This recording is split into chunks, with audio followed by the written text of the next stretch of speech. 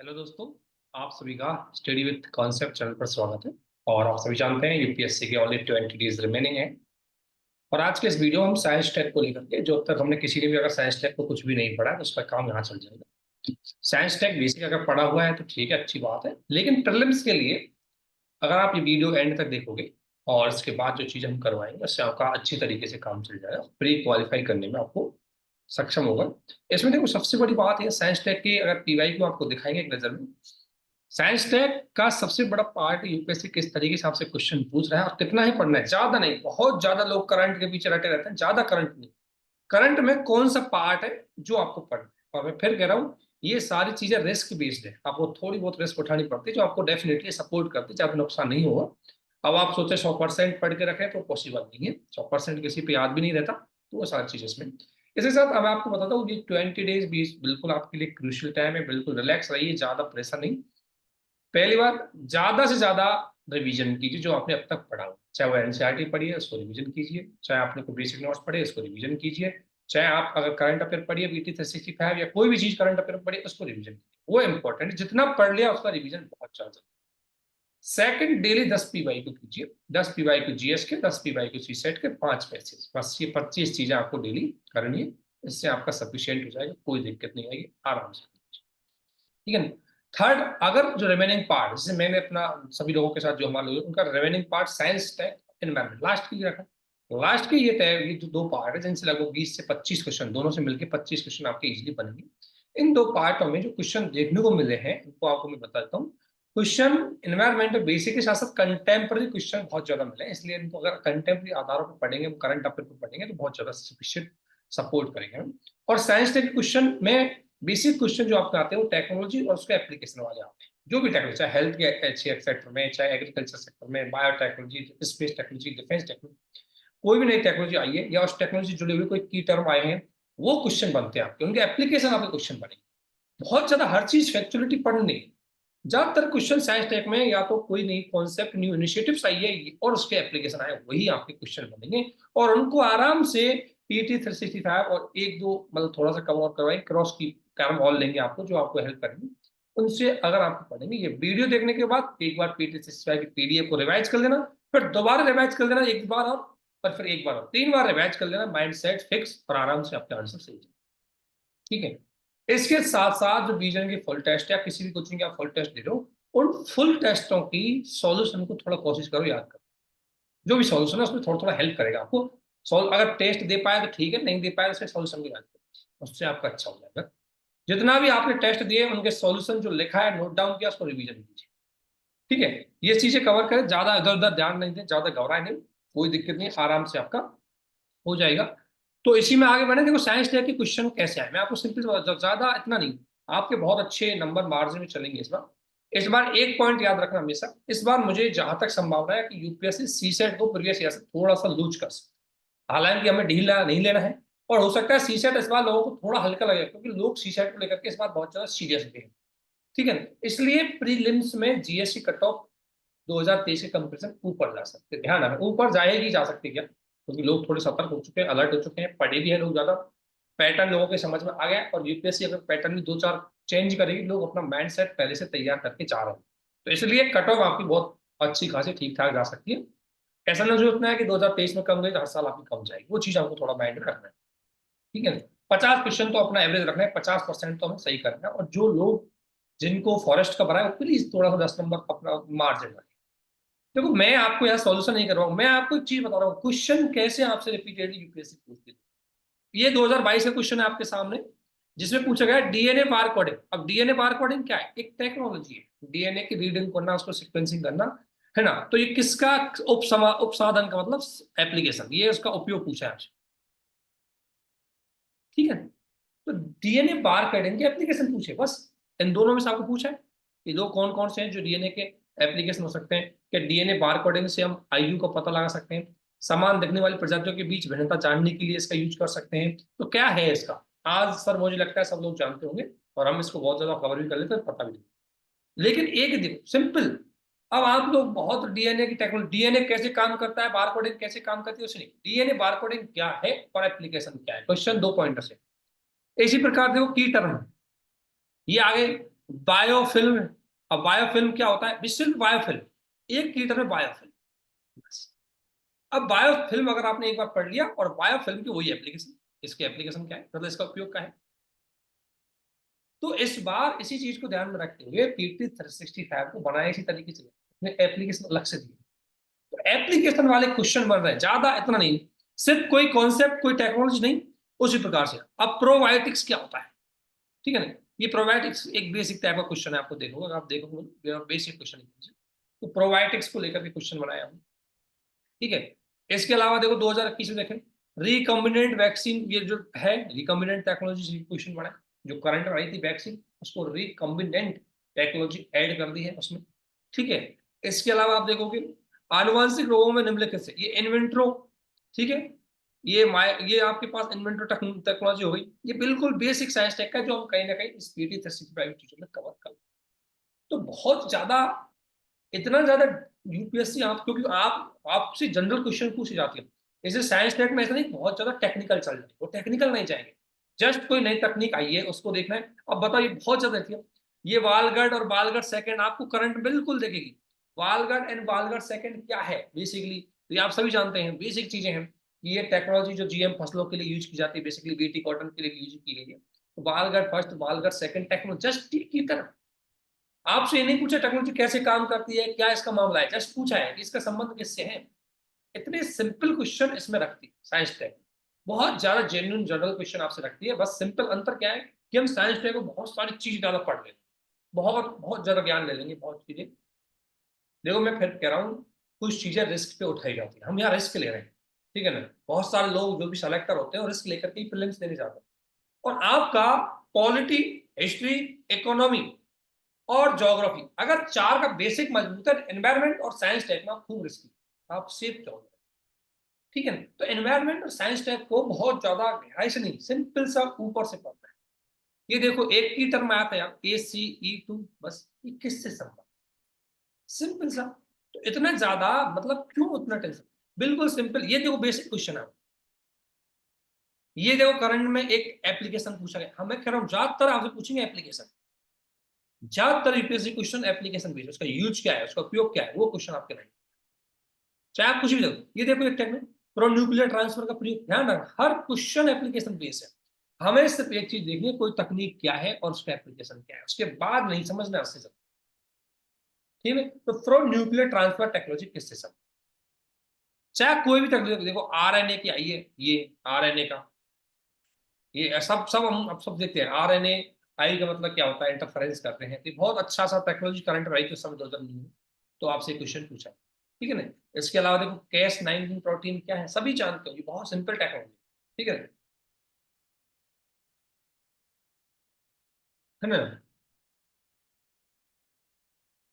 तो एक टर्म से आपसे बिल्कुल बहुत इजी टाइप के क्वेश्चन इसमें बनते हैं। देखो ये जीएम फसलों का पूछ लिया आपसे क्वेश्चन, बिल्कुल बेसिक। तो भाई अब एक चीज ध्यान रखना, जो भी मैं क्वेश्चन बता रहा हूँ आगे भी देख लो, इसमें बहुत सारी चीजें, मैं जीएम जीएम की बता रहा हूँ, आप दूसरे डिफेंस बताओ, अंतरिक्ष में आ जाओ। देखो अंतरिक्ष सिंपल से है, ये देखो गर्भाजी कक्षीय बमबारी प्रणाली, ये एक क्या है, करंट में आई थी, तो वही आपसे पूछ ली, ठीक है। ये देखो ये तो करंट में रहा था, आप सभी जानते हैं किसके बारे में बता रही है, ठीक है ना। तो ये भी आपसे करंट में पूछ लिया। तो बेसिकली एक एक रिदम देखो, सबसे कम क्वेश्चन, एक एक क्वेश्चन आ रहे हैं आपके स्पेस टेक्नोलॉजी में, बहुत जल्द दिमाग मत लगा। हाँ मैंने अब देखो कई बार एक क्या रहती है, जैसे चंद्रयान गया, चंद्रयान की पूरी कहानी पढ़ने लग जाओगे अंदर से, भाई याद भी नहीं रहने वाली आपसे, पढ़ना है इतना गहराई से। सिंपल बेसिक कॉन्सेप्ट, चंद्रयान 3 का बेसिक एप्लीकेशन क्या है। देखो रिस्क है, हो सकता है क्वेश्चन तो यूपीएससी रिमेनिंग पार्ट से दे दे, लेकिन वो रिस्क होती है, रिस्क उठानी पड़ती है। अगर आप पढ़ने में सक्षम हो तो पूरा रट जाओ, लेकिन अगर नहीं सक्षम हो तो कोई दिक्कत नहीं, आप जो जो चीज बताई जाएगी उसको पढ़ लो, उससे काम चल जाएगा काफी हद तक। मैं कह रहा हूँ 10 क्वेश्चन आएंगे तो आप 8-7 क्वेश्चन तो कर दोगे, मैं ये नहीं कहूंगा 10 में से 10 कर पाऊंगे, 10 में से 10 नहीं हो पाएंगे, क्योंकि 10 में से 10 करने के लिए आपको एक एक लाइन याद होनी चाहिए, जो आपको जरूरत नहीं है उसको करने, ठीक है ना। इसमें स्पेस टेक्नोलॉजी देखा, अब देखो ये संचार का बेसिक, वेब 3 अब वेब 3.0 नई तकनीक है, इसका एप्लीकेशन पूछ लिया। सास नई तकनीक है, इसका एप्लीकेशन पूछ लिया। सास होते पास होते सब पढ़ेंगे हम इसमें, ठीक है, सॉफ्टवेयर बेस्ड टेक्नोलॉजी की, ठीक है ना। तो वो सारी चीज होगी आपको। बीएलसी आप सभी जानते हैं, विजुअल लाइन जो कम्युनिकेशन है वो कैसे होती है, क्या काम करती है, आराम से क्वेश्चन का जवाब दे दोगे, बीएलसी का बहुत आराम की चीज है ये। बहुत हर कोई देखता है। लाइफ हाई बिल्कुल basic application. Life high applications क्या होता है और ये बायस लॉन्ग टर्म एवोल्यूशन क्या होता है, ये आप पढ़ते हैं। ये करंट में रही थी उस समय, इसलिए आपसे पूछा गया। तो बेसिक टेक्नोलॉजी को समझना है, उसके अलावा उसके एप्लीकेशन को समझना है। बहुत ज्यादा उसकी टेक्निकल फील्ड में नहीं जाना है। ठीक है। ये हमारा बेसिक इसमें ये पढ़ाने का तरीका रहेगा साइंस टेक। तो अभी तक जिन्होंने बहुत ज्यादा नहीं पढ़ा, कोई टेंशन नहीं करना है। अगर पढ़ लिया बहुत अच्छी बात है, बहुत अच्छा करेंगे। लेकिन जस्ट इसको 2-3 बार आपको देखिए। ठीक है। अगर मैं आगे बढ़े इसमें, और अगर किसी को बेसिक पढ़ना है तो दो एक वीडियो हमारे 1-1.5 घंटा के, 2-1 घंटा के वीडियो है पुराने पड़े हुए, उन वीडियो से भी आपको काम चल जाएगा। उसमें बेसिक को बहुत अच्छे से एक्सप्लेन किया गया है। अगर किसी को पढ़ना है, लेकिन पढ़ने की जरूरत नहीं है। अगर नहीं पढ़ोगे तो अगर आपके डायरेक्ट समझ में आए तो कोई दिक्कत नहीं है। ठीक है। तो ये है आपकी साइंस टेक की मैगजीन, है ना। जो साइंस टेक की मैगजीन, ये तो मैगजीन है, इसके साथ हम एक्सटेंशन मैगजीन लेके, आपकी पॉलिटी की हो चुकी है, आईआर की हो चुकी है, इकोनॉमी की हो चुकी है, कल्चर की हो चुकी है, सोशल इशू की हो चुकी है। ये साइंस टेक की एनवायरमेंट दोनों घटे, एनवायरमेंट का एक पार्ट हो चुका है साइंस टेक का एरिया। इनको करने के बाद योजना की आपकी कंप्लीट करवा दिए, रिपोर्ट्स की आपकी कंप्लीट हो चुकी है। ठीक है। अब आपको ये करवाएगा एक एक्सटेंडेड, एक्सटेंडेड तो उसको लास्ट की रखते कुछ चीजें जो जस्ट आपको 1-2 बार रिवीजन की आपका कंप्लीट, तो उसको आपको करवाना। अब आपका साइंस टैग और ये आएंगे बहुत अच्छे से। जो चीजें देखो पीटी 365 पढ़ी होगी, लेकिन आप गौर करिए, हम इसको एग्जाम बेस्ड पढ़ाएंगे, एग्जाम में किस तरीके से आती है इसलिए। और लास्ट टाइम है बिल्कुल, अभी याद करिए, एक बार सुनिए, दोबारा एक बार इसको रिपीट कीजिए, फिर एक नेक्स्ट डे कर लीजिए और एक बार नेक्स्ट डे और कर लीजिए। आपका परफेक्ट है। कोई नोट्स नहीं बनाना है, जस्ट इसी पीडीएफ में से करना है। आपके पास नोट्स बनाने का समय नहीं है, नहीं बनाना भी नहीं, कोई जरूरत भी नहीं है इसकी। ठीक है। बहुत सारी चीज ऑलरेडी आप बहुत सारे लोगों ने हो सकता है पढ़ी, तो सभी लोगों ने होगी, मुझे पता है सभी लोगों ने पढ़ी होगी, बहुत तेज लोग। लेकिन थोड़ा सा एक बार आपको इस वीडियो से जरूर हेल्प होगी, एक बार देखना। देखो, सबसे पहले बायोटेक्नोलॉजी। देखो बायोटेक्नोलॉजी का मतलब होता है जो बायो चीज होती है, चाहे वो जीन है, डीएनए है, पेड़ पौधे जीव जंतु के डीएनए, जीन, एंजाइम, ऊतक, जो भी बायो पार्ट होता है, सेल, कोशिका, सब, उसमें यदि हम टेक्नोलॉजी का यूज करके उनमें मनवांछित परिवर्तन पा सकते हैं, उसे बोलते हैं बायोटेक्नोलॉजी। यानी कि बायो पार्ट को, अगर मैं इसको बोलूं, बायो पार्ट में सिंपल है, बायो पार्ट में यदि हम टेक्नोलॉजी का प्रयोग करके मनवांछित परिवर्तन कर सकते हैं।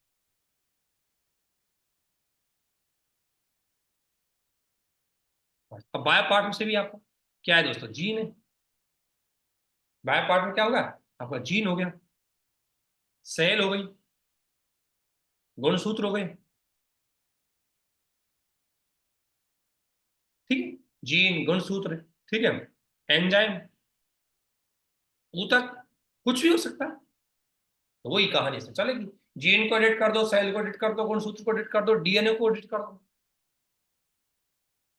इनको चेंज कर, इनको मैनिपुलेट कर दो, तोड़ दो, मरोड़ दो, घुमा दो, नया ले दो, यही टेक्नोलॉजी है। कुछ भी कर दो, नया ला दो, कुछ भी करो।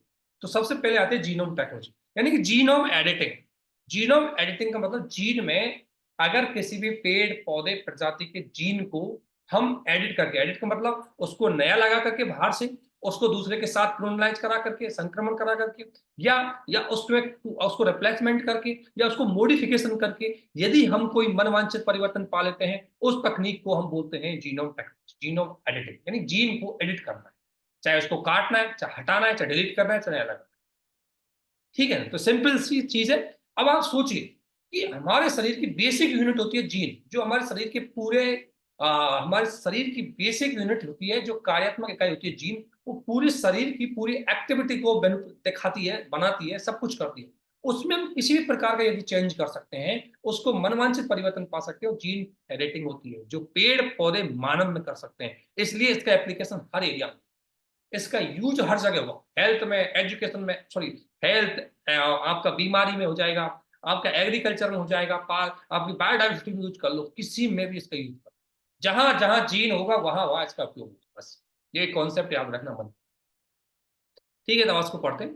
देखो, भारतीय शोधकर्ताओं ने जीनोम एडिटिंग तकनीक, कौन सी तकनीक, जीनोम एडिटिंग तकनीक का प्रयोग किया है, क्या किया, एप्लीकेशन किया है, और कम तीखी गंध वाली सरसों की एक नई किस्म विकसित। तो एक सरसों की नई किस्म विकसित की गई है जिसमें गंध कम आती है। अब सरसों में गंध किसकी वजह से आती है, तो किया क्या होगा, इसमें कुछ मत पढ़ना, सिंपल सा किया होगा, सरसों का जो डीएनए लिया होगा, उस डीएनए के उसमें से एक जीन वाला पार्ट लिया होगा, और जीन जो गंध देता होगा उसको हटा दिया होगा और उसकी जगह कोई और जीन लगा दो बस, जो कम गंध देता होगा। यही काम किया होगा उसने टेक्नोलॉजी में। तो सिंपल सी तरीका है, कोई बहुत ज्यादा टेक्निकल मत लेना, जस्ट थिंक प्रैक्टिकल। तो देखो, सरसों की नई किस्म जिसमें क्या होता है आपको पता है, सरसों की किस्म, सरसों में जो गंध आती है वो किसकी वजह से आती है? ग्लूकोसिलो ग्लूकोसिनोलेट ग्लूकोसिनोलेट की वजह से क्या होता है ना, हमेशा सरसों में गंध आती है। आपने देखा होगा सरसों में जो सरसों का तेल होता है उसमें आपको मांस हो जाएगी, ठीक है, वो किसकी वजह से आती है, या उसकी स्मेल आने लग जाती है, किसकी वजह से? ग्लूकोसिनोलेट। तो सबसे पहले सरसों में इन्होंने क्या किया कि जो ग्लूकोसिनोलेट है उसमें मात्रा बहुत ज्यादा होती है सरसों में, उसको घटा के नॉर्मल सरसों में इसकी मात्रा होती है 120 से लेकर के 130 कैनोला क्वालिटी लेवल, ये इसका मापक है, पीबी 800 मार्क बोलते हैं। इतनी होती है नॉर्मल में 120 से लेकर 130। इन्होंने जीनोम टेक्नोलॉजी से उसको घटाकर कितना कर दिया? 30 कर दिया, मतलब उसको कम कर। ठीक है, अब ये कैसे किया है इसको मैं बताऊंगा, लेकिन ध्यान रखना किया क्या है, ग्लूकोसिनोलेट का उच्च स्तर जो था, नॉर्मल होता था, उसको कम कर दिया गया, उसको चेंज किया गया जीन के माध्यम से। और इसमें क्या हुआ, ग्लूकोसिनेटेड का उच्च स्तर क्यों जरूरी? क्योंकि जब ग्लूकोसिनेटेड जब ज्यादा होता है सरसों में, उसको यदि कोई जानवर खाता है या हम भी खाते हैं तो हमारे शरीर को नुकसान होता है, हेल्थ की दृष्टि से नुकसान पहुंचाता है, इसलिए उसका लेवल कम कर। वो गहंगा रोग, हमारे शरीर के आंतरिक प्रकार की विभिन्न प्रकार की बीमारी होती है, उनको कम वो नुकसान पहुंचाता है इसलिए। और दूसरा, आप ये भी जानते हैं कि ग्लूकोसिनोलेट की वजह से सरसों में स्मेल आती है, उससे पेड़ पौधे, उससे जो जानवर है उसको खाते हैं, और जो रोग उसके लगते हैं वो ज्यादा लगते हैं, इसलिए इनकी मात्रा कम करने से इसमें रोगजनक और जानवरों को भी बचावा मिलेगा। जानवर इसको खाएंगे नहीं क्योंकि उनको स्मेल आएगी नहीं, क्योंकि इसमें ग्लूकोसिनोलेट की मात्रा ऑलरेडी कम कर। अब किया कैसे? इसके लिए तकनीक अपनाई है आपकी जीनोम एडिटिंग की। जीनोम एडिटिंग की बहुत तकनीक ध्यान रखना, उसमें से एक तकनीक है क्रिस्पर कैस। इन्होंने क्रिस्पर कैस तकनीक का प्रयोग किया। अब इसको दोस्तों क्या होता है, ध्यान रखना, क्रिस्पर कैस 9 बेसिकली क्या है? कैस 9 दोस्तों एक प्रोटीन होता है, ध्यान रखना, ये क्या है? प्रोटीन होता है जिसको आरएनए, गाइडेड आरएनए, जो आरएनए जो ट्रांसफर आरएनए है उसको गाइडेड आरएनए के साथ उसको जोड़ दिया जाता है, और इससे बनता है आपका आर कैस 9। अब कैस 9 जो प्रोटीन होता है, मान लो ये डीएनए, अब डीएनए में से मान लो ये पार्ट, इस पार्ट को काट दिया और काट के इसकी जगह हमने क्या लगा दिया? कैस 9 आरएनए के साथ जोड़ करके यहाँ लगा, जिसे बोलते हैं कैस 9 आरएनए। ये यहाँ पर जोड़ दिया और जोड़ के है इसको जोड़ देंगे, और जोड़ने के बाद इस तरीके से दोबारा डीएनए में लगा दें उसे जीव। मान लो कोई ये जीव है, इसका डीएनए था, इसमें से ये वाला पार्ट काट दिया, इस वाले पार्ट काट करके कैस 9 आरएनए लगा दिया, और कैस 9 आरएनए क्या करे? कैस 9 क्या एक प्रोटीन है जो कोशिका में गाइडेड आरएनए के साथ मिलकर के कैस 9 बनता है, और ये प्रोटीन क्या करता है? ये मुख्य रूप से कटिंग के रूप में काम करता है, और ये बेसिकली अब इसमें यहाँ लगा देंगे, इससे क्या है कि इस जीन में जो बदलाव आ जाए। तो कैस 9 टेक्नोलॉजी का इसने यूज किया, इसे बोलते हैं प्रोग्राम्ड डीएनए। जो चेंज करने के बाद डीएनए को दोबारा फिट किया जाता है उसको बोलते हैं प्रोग्राम। प्रोग्राम मतलब अब प्रोग्राम का आप जैसे सिस्टम को करते हैं, कंप्यूटर को करते हैं, उसके अकॉर्डिंग आप सेल को, जीन को कर सकते हैं, अच्छा चाहिए, कम चाहिए, बुरा चाहिए, जैसा भी चाहिए, ठीक वही तरीका इसने अपनाया।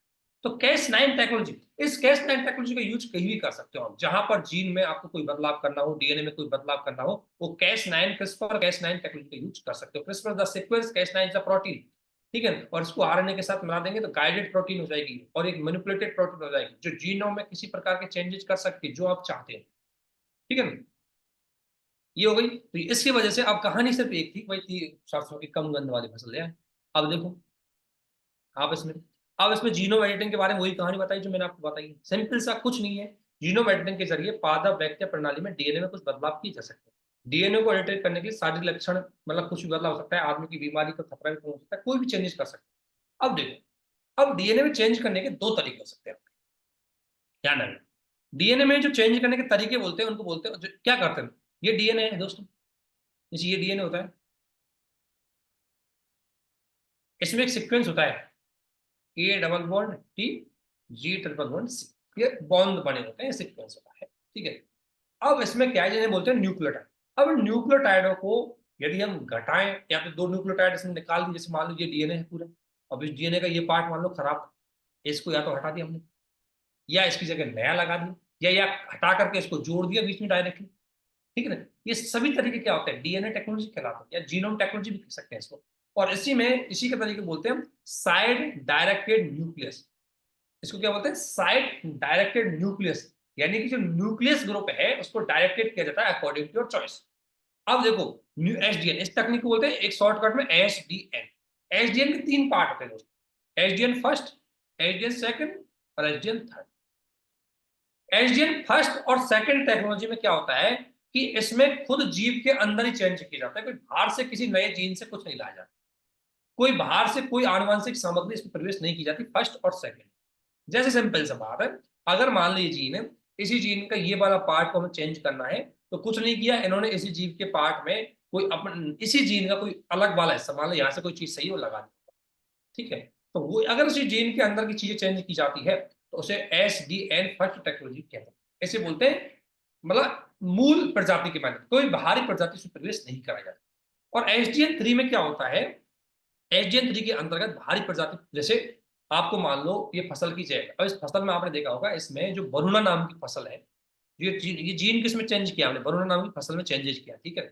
जो अभी जो सरसों की फसल है, आप सब जानते हैं सरसों की फसल है वरुणा, वरुणा नाम की किस्म है, उसमें हमने चेंजेस किया है। कौन सा, ये क्रिस्पर कैस तकनीक से जो ये है हमें ग्लूकोसिनोलेट की मात्रा कम किस्म किया है। लेकिन आपको पता है वरुणा को जब देखोगे तो वरुणा भी 2 अलग अलग जीनों से मिलकर बनी है, 2 बाहर की चीजें जीन लाए जाते हैं, उनसे मिला करके बनाई जाती है। जब बाहर से आप कोई जीन लेते हो, किसी दूसरे जीव से जीन लेते हो, तो उसे बोलते हैं हम एसडीएन, वो क्या बोलते हैं उसको क्रोनेजिन। और ये बेसिकली किस्म आती है आपको एसडीएन 3। तो एसडीएन 3 में बाहर से लिया जाता है, एसडीएन 1 एंड 2 में अंदर से, ठीक है। क्रिस्पर की कई तकनीक होती है, एक है Cas9 तकनीक जो ऊपर हमने पढ़ ली, ठीक है। इसके अलावा दोस्तों ये देखो जिंक फिंगर न्यूक्लियस तकनीक भी होती है, और ट्रांसक्रिप्शन एक्टिवेटर लाइक, देखो ध्यान मत रखना का याद नाम क्या टेक्नोलॉजी है कैसे है, आपको ये बिल्कुल याद नहीं रखना है कि ये क्या काम करते हैं, इतना ध्यान रखना है ये क्रिस्पर तकनीक है जो जीनोम एडिटिंग में काम आती है, बस नाम याद रखना है। इसके बाद एक चीज सुनी होगा हम जीएमओ, जिन्हें बोलते हैं जेनेटिकली मॉडिफाइड ऑर्गेनिज्म। ध्यान रखना जीएनओ और जीनोम टेक्नोलॉजी में दो थोड़ा सा अंतर है। अंदर क्या है कि जीनोम में ये होता है कि किसी जीन को आप अंदर से भी काट सकते हो, सही कर सकते हो, और उसी का जीन को लगा सकते हो, उसी जीव का, कोई बाहर से कोई दूसरी सामग्री इसमें इनपुट नहीं करेगा। लेकिन जेनेटिकली मॉडिफिकेशन ऑर्गेनिज्म होते हैं, इसमें सामान्यतः किसी भी जीव के प्रोडक्ट को बढ़ाने के लिए, किसी पादप के प्रोडक्ट को बढ़ाने के लिए, किसी पादप के अच्छे मनवांछित परिवर्तन चाहने के लिए हम बेसिकली क्या यूज करते हैं, बाहर का कोई दूसरा जीन घुसाते हैं। जैसे आगे आएगा इसमें, जैसे आपने सुना होगा बीटी कॉटन, तो इसमें बीटी बाहर से एंटर किया, बीटी कॉटन, ठीक है ना। तो बीटी कॉटन में बीटी बाहर से लाया जाने वाला एक जीन है, नया दूसरे उसका लाया जाता है, उसको हम डिटेल से देखेंगे। तो बेसिकली जीएमओ में क्या है, दूसरा विदेशी जीन आप यूज करते हैं और मनमांचित परिवर्तन, उसे बोलते हैं जीएमओ। जीएम जितनी भी फसलें होती है दोस्तों, ये ध्यान रखना, जीएम फसलों को एक कमेटी का रिकमेंडेशन लेना पड़ता है, अगर उसको अप्रूवल लेना पड़ता है, यदि उसको मार्केट में लाना है। उसका नाम है जेनेटिकली इंजीनियरिंग अप्रूवल कमेटी, ये आपको अप्रूवल करेगी, इसकी मंजूरी आवश्यक है, इसके बिना आप मार्केट में उसको नहीं ला सकते। और ये कमेटी पर्यावरण, वन और जलवायु मंत्रालय के अंतर्गत आती है, जिसकी स्थापना पर्यावरण संरक्षण अधिनियम 1986 के अंतर्गत की है। क्वेश्चन यही बनते हैं, जीईएसी क्या है, जीईएसी का किस कहां से आता है, 2015 में क्वेश्चन आया था ये। तो जीईएसी क्या है, सिंपल से ध्यान रखना, जीईएसी एक कमेटी बनाई गई है 1986 के एक्ट के आधार पर, कि भाई आप ऐसी फसलें जो जेनेटिकली मॉडिफाइड फसलें हैं उनका पहले चेक करोगे, ये किसी बायोडाइवर्सिटी को नुकसान नहीं पहुंचाएगी, ये किसी दूसरी फसल की किस्मों को नुकसान नहीं पहुंचाएगी, उसके बाद इसको अप्रूवल दिया जाएगा, ठीक है। अब देखो, जीनोम एडिटिंग के माध्यम से आप स्वास्थ्य आनुवंशिक रोगों का इलाज करा सकते हो। सिंथेटिक बायोलॉजी, यानी सिंथेटिक बायोलॉजी का मतलब है दोस्तों कि आपने मन वांछित आपके स्ट्रक्चर, कोई नया बच्चा पैदा करना है तो क्या स्ट्रक्चर होना चाहिए, उसका क्या जीन होना चाहिए, कैसे मैनिपुलेट करना चाहिए, तो कस्टम आधारित, आप ध्यान रखना बायोलॉजी की चीजों का चाहिए, मतलब जीव जंतु पेड़ पौधे जीवों का आप मन वांछित डिजाइन कर सकते हो। आपको पता है भाई, मान लो किसी को चाहिए कि भाई मेरा बच्चा दमदार दौड़ने वाला, तो अपने बच्चा जब पैदा हो उससे पहले ही जो बनता है उसी दौरान उसके जीनों में ऐसे चेंज करवा दो ताकि उसका जाइगोट बनने लगे, उसी में ऐसे चेंज करवा दो ताकि, या आप एक नया जाइगोट बना करके उस तरीके से मैनिपुलेट करवा करके ऐसा बना सकते हो, क्लोन बना सकते हो, ताकि वो बहुत तेज गति का हो, ऐसा जीन डाल दो उसमें, ओसेन बोल्ट का जीन डाल दो, ठीक है। तो वो चीजें फर्क, वही मैनिपुलेटेड होता है सब चीज, ठीक है। तो सिंथेटिक बायोलॉजी मतलब आप कस्टम, आप अपनी मनमानी डिजाइन कर सकते हो, सिस्टम में डिजाइन करते हैं ना वैसे। कीट फसल, देखो कृषि में आपको, आप ऐसी फसलों को बना सकते हो जो कीट प्रतिरोधी हो, सूखे को सहन करने वाली फसलें, तो एग्रीकल्चर में आता है। बायोडाइवर्सिटी, आप सभी जानते हैं एंडेंजर्ड स्पीसीज जो नष्ट होने वाली है उनके जीन को लेकर के उनको बार बार क्लोनिंग करवा करके आप अपनी बायोडायवर्सिटी को संरक्षित कर सकते हो। तो इसका हर जगह यूज, ध्यान रखना सिंपल सा, जहां जहां जीन जुड़ा है वहां वहां इसका एप्लीकेशन, बस इतना माइंड में आता है। अब देखो जीएम फसलें जो जेनेटिकली मॉडिफाइड फसलें होती है, जिनके जीन में चेंज करके हम किसी फसल को मनवांछित परिवर्तन पा सकते हैं, उसे बोलते हैं जेनेटिकली फसलें। अब आपने सुना होगा एक बीटी फसल। बीटी क्या है? बीटी में बेसिकली एक बेसिलस थुरेजिनियस, नाम याद रखने की जरूरत नहीं, जस्ट बीटी, इतना याद रखने की जरूरत नहीं, याद हो जाए ठीक है, नहीं तो जस्ट। ये बेसिकली क्या है? एक ट्रांसजेनिक फसल है। और ट्रांसजेनिक का मतलब वो फसल होती है जिसमें किसी दूसरे जीव का, दूसरी फसल का बाहर से कोई जीन मैनिपुलेट कर रहा हो। इसमें ध्यान रखना, इसमें इसमें मिट्टी में पाए जाने वाला जीवाणु है बीटी, उसके जीन को लिया फसलों, ध्यान रखना बीटी जीन को लिया। ये क्या हो गया? एफडीएन 3 तकनीक होगी, ठीक है। ये क्या काम करता है? ये एक प्रोटीन बनाता है जो आपकी कपास की जो बीज है, उस बीज में, कपास के जीन में बेसिकली हमने किया बीटी को इनपुट करा दिया। और बीटी क्या करता है? क्योंकि जो कपास है उसको बेसिकली क्या है, एक बॉल वर्म नाम का एक जीव खा जाता था, उसकी वजह से कपास नष्ट हो गया। तो क्या किया भाई, ये कपास है, इसको एक जीव हर बार खा जाता है। तो हमारे पास दो तरीके, या तो हम ऊपर से दवा डालें, लेकिन दवा कहाँ तक डालोगे? इससे अच्छा है कि वो बीज ऐसा बनाए हम जिससे कि कोई जीव उसको खाए नहीं। अब वो खाने के लिए, रोकने के लिए हमें चाहिए उसका एंटीबॉडी। एंटीबॉडी मतलब उसको प्रतिरोधी चीज चाहिए। तो क्या किया हमने, कि हमने क्या किया, जो कपास है उस कपास के जीन में बीटी को इनपुट करा दिया, बीटी जीन। और बीटी क्या करता है? ऐसे प्रोटीन बनाता है जो जो बाल वर्म नाम का जीव है उसके लिए वो विषाक्त होता है, और विषाक्त होगा तो उसको खाएगा नहीं। तो इस तरीके से इसमें काम किया। यह भारत की एकमात्र जीएम फसल है, ध्यान रखना। वैसे भारत ने बहुत सारी जीएम फसल बनाई है, अभी तक आपने देखी, थोड़ी देर पहले सरसों देखी, बहुत सारी, लेकिन अप्रूवल सिर्फ इसी को मिला हुआ है जिसका व्यवसायिक खेती के लिए मंजूरी नहीं, ठीक है ना। लेकिन दिक्कत क्या है? तो अब तुमने तो एक जीन यूज कर दिया बीटी, लेकिन हुआ क्या था कि भाई बाल मर्म ने भी एक चीज सोची, जैसे आप दो एम वो दवा लेते हो, कोई टेबलेट लेते हो, ठीक है, 2 mg के लिए आपके अंदर बीमारी ने 4 mg पैदा कर लिया, फिर आपने 8 mg के लिए, उसने 16 mg पैदा कर लिया, ठीक है। इसी तरीका से आपने बीटी इनपुट किया, लेकिन बाल मर्म ने, इस बॉल वार्म ने क्या काम किया, इसने अपनी क्षमता इसके अगेंस्ट डेवलप कर ली। तो क्या है, जो पिंक बॉल वर्म है उस कीट पर इस बीटी का कोई फर्क नहीं पड़ता, ठीक है। तो इसके बाद दोबारा से लोगों ने और ट्राई किया, और उसमें cry two A I gene input कर दिया। इसमें इस बीटी के साथ साथ cry two A I gene भी उत्पन्न कर दिया। और cry two A I gene क्या करता है? पिंक बॉल वर्म के प्रतिरोधी। तो इसने पिंक बॉल वर्म को हो गया। अब आप सोच सकते हो कि ये क्या है? जस्ट एक मैनिपुलेशन है। आप जिस तरीके से कोई चीज में मैनिपुलेट, मान लो सिंपल सी बात है, एक सिंपल सा घर है किसी का, उसमें मैनिपुलेट किया, पहले ईंट लगाई, उसको लगा यार धूप से टूट जाएगी, फिर आपने धूप रोधी ईंट लगा दी, फिर थोड़ी देर पता लगा टेम्परेचर और बढ़ गया, फिर और रोधी ईंट लगा। इसी प्रकार से जीन है, पहले एक जीन यूज किया, उसका एंटीबॉडी पैदा हो गया, फिर दोबारा जीन यूज किया, उसका एंटीबॉडी हो जाएगा आगे जाकर 2-4 साल में। लेकिन ध्यान रखना, cry two A I gene भी बीटी कट्टन में ही होता है। ये भी बेसिकली बहुत सारे राज्यों ने इसको अप्रूवल दे दिया है। ये नए प्रकार का ट्रांसजेनिक कपास का बीज का परीक्षण करने के लिए कहा है। और इसमें basically cry two AI gene शामिल है जो कपास को पिंक बॉलवर्म के प्रति जरूरी बनाता है। और दूसरी बात, बीटी कपास में ball guard first, ball guard second तक। अब इनको कहानी से मत पढ़ो, कहानी इतना ध्यान रखना, ये जीएम फसलों में काम आने वाली टेक्नोलॉजी जो बायोटेक्नोलॉजी का एक पार्ट है। यूपीएससी ऑलरेडी इसका क्वेश्चन पूछ चुकी है, लेकिन बहुत ज्यादा गहराई से नहीं, ये बॉल गार्ड फर्स्ट सेकंड का, ठीक है। 2012 में बीटी बैंगन की खेती की कोशिश की गई थी, लेकिन स्वास्थ्य कारणों की वजह से इसको हमने अप्रूवल नहीं दिया। इसके बाद एक जीएम फसल होती है DMH11। ध्यान रखना DMH11, दोस्तों DMH11 का नाम है धारा मस्टर्ड हाइब्रिड। अब हाइब्रिड है, अच्छी किस्म की है, हाइब्रिड है, दो चीजों का यूज किया होगा। तो ये बेसिकली दिल्ली यूनिवर्सिटी ने एक ट्रांसजेनिक सरसों किस्म है। अब ट्रांसजेनिक का मतलब डेफिनेटली इसने कोई दूसरे जीन को लाया होगा इसमें, सिंपल सा। तो इसमें क्या किया, दो बाहरी जीन्स थे, बॉर्नेज और बॉरस्टॉक, इन दोनों को शामिल किया। और इन्हें मिट्टी में पाए जाने वाले बेसिलस एमआई, इतना नाम याद रखना, इस जीन में एक बेसिलस नाम का जो जीन है उसमें इन्होंने लगा दिया। DMH11 में दो किस्म की फसलें, वरुणा और अर्ली हीरा टू को, इन दोनों को मिलाया, ठीक है। इसलिए इन्हें क्या बोलते हैं? ट्रांसजेनिक बोलते हैं, क्योंकि इसमें बाहरी जीन कौन सा, ये दोनों बाहरी जीन इनपुट करो।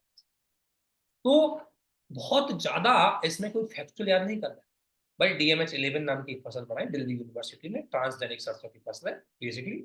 और उसको दो किस्मों को मिला करके उस फसल को बनाया, वरुणा और अर्ली हीरा टू।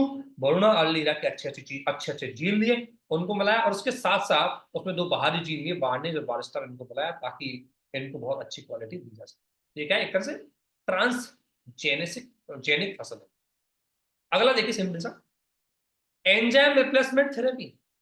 देखो, आपके शरीर में एंजाइम्स होते हैं। अब मान लो एंजाइम काम करना बंद कर रहा है या कोई दिक्कत खड़ी कर रहा है, तो आपके एंजाइम भी बदलते हैं। तो ऐसी थेरेपी आने लग गई, ऐसी टेक्नोलॉजी आ गई जो आपके एंजाइम भी बदल दी। तो हाल ही में United state food and drug administration, जो यूनाइटेड स्टेट अमेरिका के अंतर्गत जो खाद्यान्न और ड्रग्स होती है, दवाइयों को रेगुलेशन करता है, उनकी निगरानी रखता है, उसने दुनिया में पहली एंजाइम रिप्लेसमेंट थेरेपी को मंजूरी दी। ये आप सभी जानते हैं। इस थेरेपी को नॉर्मली भाषा में बोलते हैं एडजिनमा।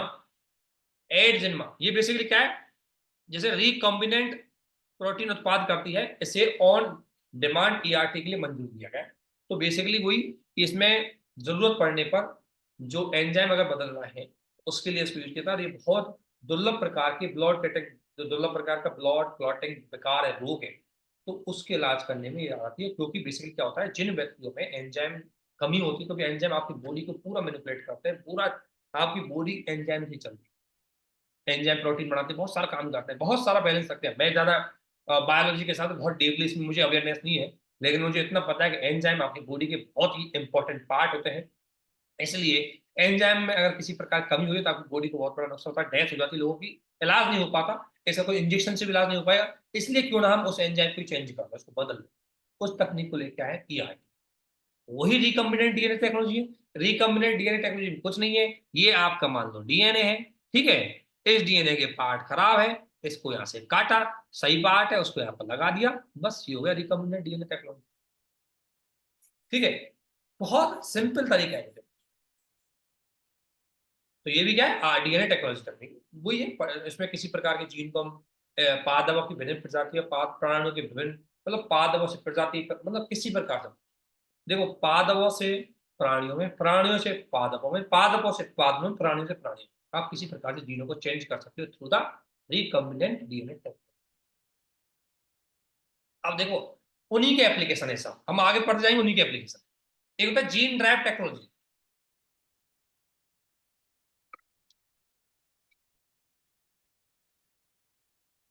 भाई देखो, जीन ड्राइव टेक्नोलॉजी भी वही जीनोम इंजीनियरिंग का ही पार्ट। ये भी क्या है, ये भी जीनोम इंजीनियरिंग। ठीक है, इसमें क्या होता है देखो, अभी बताएंगे इसमें, पहले इसको देख लेते हैं।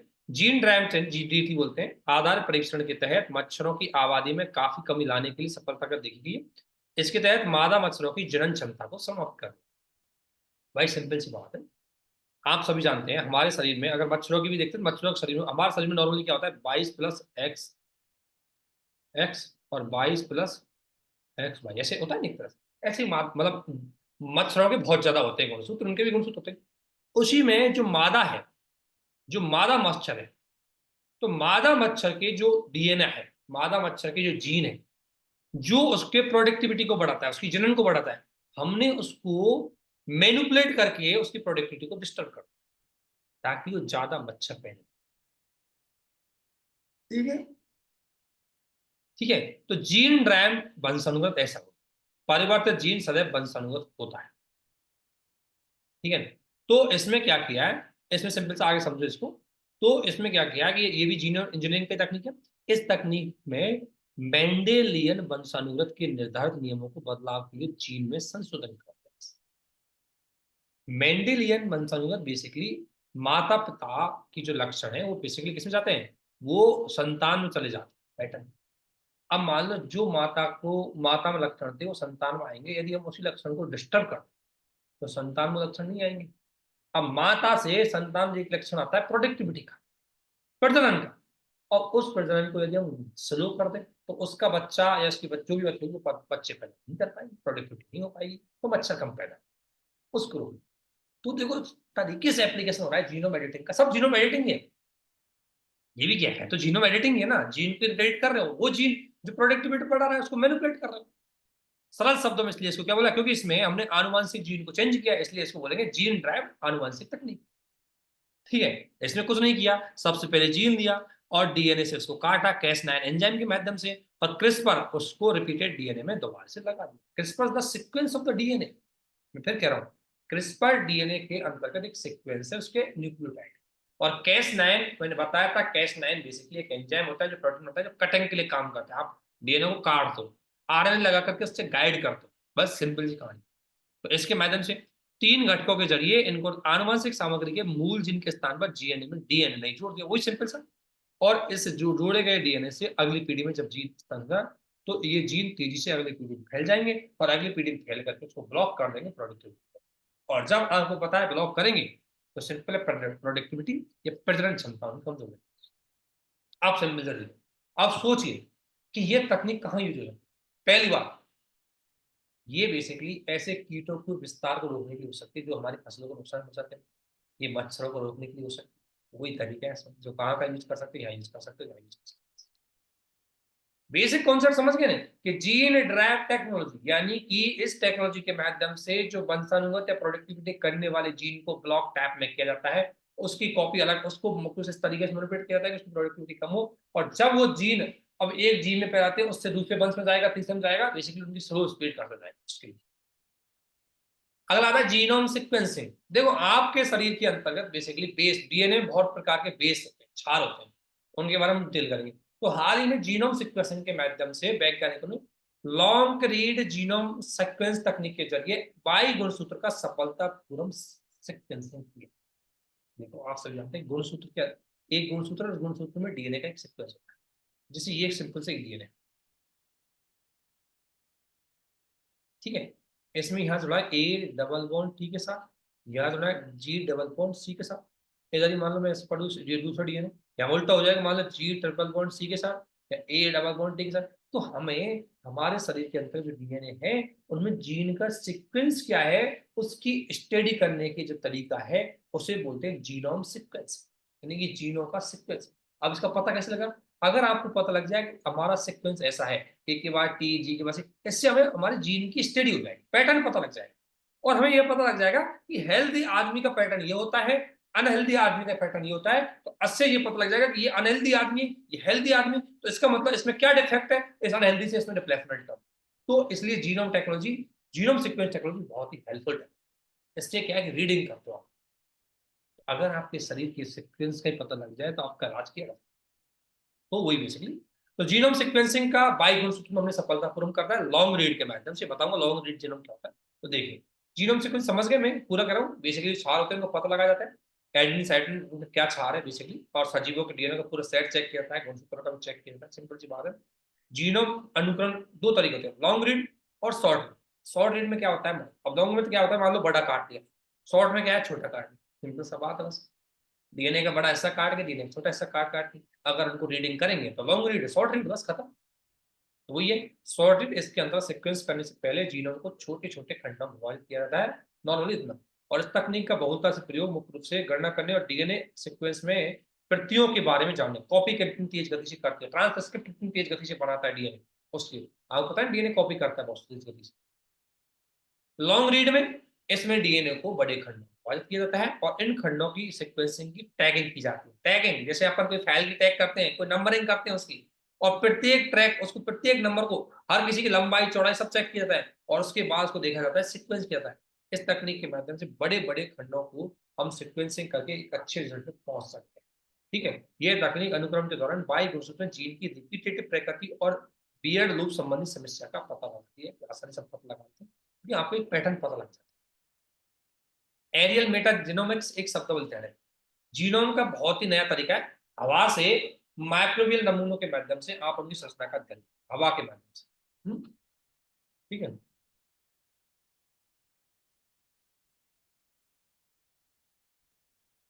एरियल मेटाजीनोमिक्स एक तकनीक है जिसमें हवा में से छोटे छोटे नमूने एकत्रित करके जो जीव आपने पकड़े, उनकी आनुवांशिक आनुवांशिक संरचना का स्ट्रक्चर, तो किसी भी चीज में इसको यूज कर सकते हो। अब दोस्तों, मैं एक चीज ध्यान रखना, जो मैं बता रहा हूँ उनको अप्लाई करें, जरूर नहीं ये चीज घूम गया, लेकिन इतना ध्यान रखना, अगर आपसे डीएनए टेक्नोलॉजी को पूछा है तो कुछ भी एप्लीकेशन आएगा, आप सोचना जरूर कि डीएनए की वजह से क्या ये यहाँ चीजें चेंजेस हो रही है, उससे आपका आंसर सही हो जाएगा। ठीक है ना। टीटर मैंने बता दिया आपको, लॉन्ग रीड क्या होता है, शॉर्ट रीड क्या होता है, इतना ध्यान रखना। लॉन्ग शॉर्ट है, छोटे छोटे हिस्से काटे जाते हैं, तो उसको आसानी से माइक्रो लेवल पर स्टडी करनी। लॉन्ग रीड में बड़े हिस्से काटे जाते हैं, और हर बड़े हिस्से को एक लंबी एक नंबरिंग दी जाती है, चेक किया होता है, और उसके बाद से उसके क्षारिंग जानते हैं, डीएनए में ATGC होते हैं, इनको जानते हैं आप। E के साथ D डबल बॉन्ड, G के साथ C ट्रिपल बॉन्डेड होते हैं, ये जुड़े हुए रहते हैं, क्षारिंग हाइड्रोजन क्षारिंग होते हैं इनकी वजह से डीएनए में। तो वो सारी चीज इसमें है आसानी से। ठीक है। अगर किसी दोस्त को बिल्कुल बेसिक पढ़ना है तो बेसिक के मेरे 3 एक वीडियो रखे हैं, मैं डाल दूंगा, मैंने इसलिए नहीं डाला क्योंकि जो पुराने वीडियो है तो हो सकता है, लेकिन बेसिक समझ में आ जाएगा। और अगर नहीं पढ़ना है कोई दिक्कत नहीं है, आप ऑलरेडी जानते हैं, कोई दिक्कत। अगर लोग जानते हैं प्लीज कमेंट बॉक्स में कमेंट कर दीजिए, हम उनको दोबारा से कर देंगे, आपको अपलोड कर देंगे, शेयर कर देंगे हमारे टेलीग्राम चैनल पर। बस 1 घंटे 2 घंटे उनको देख देना, आपकी बेसिक साइंस टेक कंप्लीट हो जाए। ठीक है ना। कोई भी हो, जैसे मैं भी हूँ अपना, उनको रिवीजन कर देता हूँ एक बार, तो कई चीजों का सपोर्ट मुझे वहां से मिल जाता है। ठीक है। हो सकता है कुछ चीज आपके यहाँ से समझ में नहीं आ रही हो तो आ बस कुछ नहीं, प्लीज वीडियो देख करके 1 2 बार रिवीजन मार देना इसका। अगर आपने ऑलरेडी पढ़ रखा है तो आपकी और एफिशिएंसी हो जाएगी, बहुत अच्छे हो जाएंगे, अगर आपने पीटी तरह से की पढ़ रखा है तो। इसलिए प्लीज मैं लास्ट में इसको लेके आ रहा हूँ, क्योंकि बहुत अच्छे से इसमें चीजें स्टडी की, पता लगा कहाँ से क्वेश्चन बनेंगे, तो वहां से अब क्वेश्चन बन सकते हैं आपके जीनोम सीक्वेंसिंग के एप्लीकेशन क्या हो सकते हैं। ठीक है ना। ये चीज क्वेश्चन बनते हैं, क्वेश्चन बनेंगे जीन ड्राइव टेक्नोलॉजी के एप्लीकेशन क्या होते हैं, जीन ड्राइव टेक्नोलॉजी में क्या होता है एक्चुअली में। ठीक है। ये चीज है, ये रिकमेंडेड डीएनए टेक्नोलॉजी क्या होती है। ठीक है ना। ये ERT क्या है, ये एप्लीकेशन क्या है इसका, ऐसे क्वेश्चन आपसे पूछ रहे हैं। अगला आता है हमारा, यहाँ तक देखने के बाद अब थोड़ा सा इसको और आगे पढ़ते हैं। अब जीनोम सीक्वेंसिंग को मैंने बता दिया। अब इस जीनोम सीक्वेंसिंग में स्टडी की कि भाई जो मानव में गुणसूत्र पाए जाते हैं, आप सभी जानते हैं हमें गुणसूत्र होते हैं, आप सभी जानते हैं हमें गुणसूत्र होते हैं 22 जोड़े प्लस, इसको अगर मैं तोड़ू 23 जोड़े होते हैं टोटल, तो इसको अगर मैं तोड़ू तो कैसे बोलेंगे, 44 + XS और 44 + YY गुणसूत्र, हाँ सॉरी, XY होता है, XS और XY। ठीक है ना। तो आपने एक चीज देखी होगी इसमें, जो ये लिंग निर्धारण में ये इंपॉर्टेंट होता है। ठीक है। लिंग निर्धारण में आपको कौन सा होता है, ये इंपॉर्टेंट होता है। ये जो लिंग, ये दोनों लिंग निर्धारण के होते हैं, ये तो क्या है, ये शरीर के निर्धारण के होते हैं, ये शरीर के निर्धारण के होते हैं। और जो हमारे शरीर में लिंग निर्धारण में होते हैं, ये इनको बोलते हैं लैंगिक गुणसूत्र। ठीक है। गुणसूत्र आप सब जानते हैं, ये कोशिका होती है, कोशिका के केंद्रक में गुणसूत्र होते हैं, और गुणसूत्र की ये संरचना होती है। सही है? इसकी ये नीचे वाला हिस्सा टेलोमेर बोलते हैं इनको, है ना, बेसिकली। और इन्हीं के अंतर्गत जो डीएनए पाए जाते हैं, और डीएनए में ये जीन होते हैं। तो जीन डीएनए के अंदर होते हैं, डीएनए गुणसूत्रों के अंदर होते हैं, गुणसूत्र केंद्रक में होते हैं, केंद्रक कोशिका में होते हैं, ध्यान रखना। और कोशिका सबसे छोटी कार्यात्मक इकाई मानी जाती है पूरा स्ट्रक्चर में। ठीक है। तो आपको ये चीज जानना है। तो हाल ही में जो हमारा बाई गुणसूत्र है, इसकी सिक्वेंसिंग हमने की। ठीक है। तो बाई गुणसूत्र की सीक्वेंसिंग क्या की होगी, मान लो ये बाई गुणसूत्र है, इस बाई देखो यार, ये बाई गुणसूत्र है, इस बाई गुणसूत्र का ये डीएनए है, तो इस डीएनए की ये क्षार है, इनकी स्टडी कर दिया। ठीक है। वो हम करने में सफल रहे। बेसिकली डीएनए के बारे में आप सभी जानते हैं, इस गुणसूत्र के बारे में। ठीक है। गुणसूत्र क्या करता है, आपके जो आनुवांशिक लक्षण है उनको एक पीढ़ी से दूसरी पीढ़ी में ट्रांसफर करता है। ठीक है। बाई गुणसूत्र हम सभी जानते हैं मानव गुणसूत्र है, इसमें दूसरे सिरे पर T2T, यानी कि टेलीमेर जुड़े होते हैं एक दूसरे के सिरे से। टेलीमेर क्या होता है बेसिकली, टेलीमेर डीएनए अनुक्रमणों तथा प्रोटीन से बनी ऐसी संस्था है जो गुणसूत्र के सिरों पर पाई जाती है और उनकी सुरक्षा करती है, उनको सुरक्षित करती है। ठीक है ना। बाई गुणसूत्र पुरुषों में होता है, बाई गुणसूत्र SRY जीन, ये जीन पाया जाता है उसमें। बाई गुणसूत्र काफी मात्रा में डिजंक डीएनए भी यहाँ पर होता है।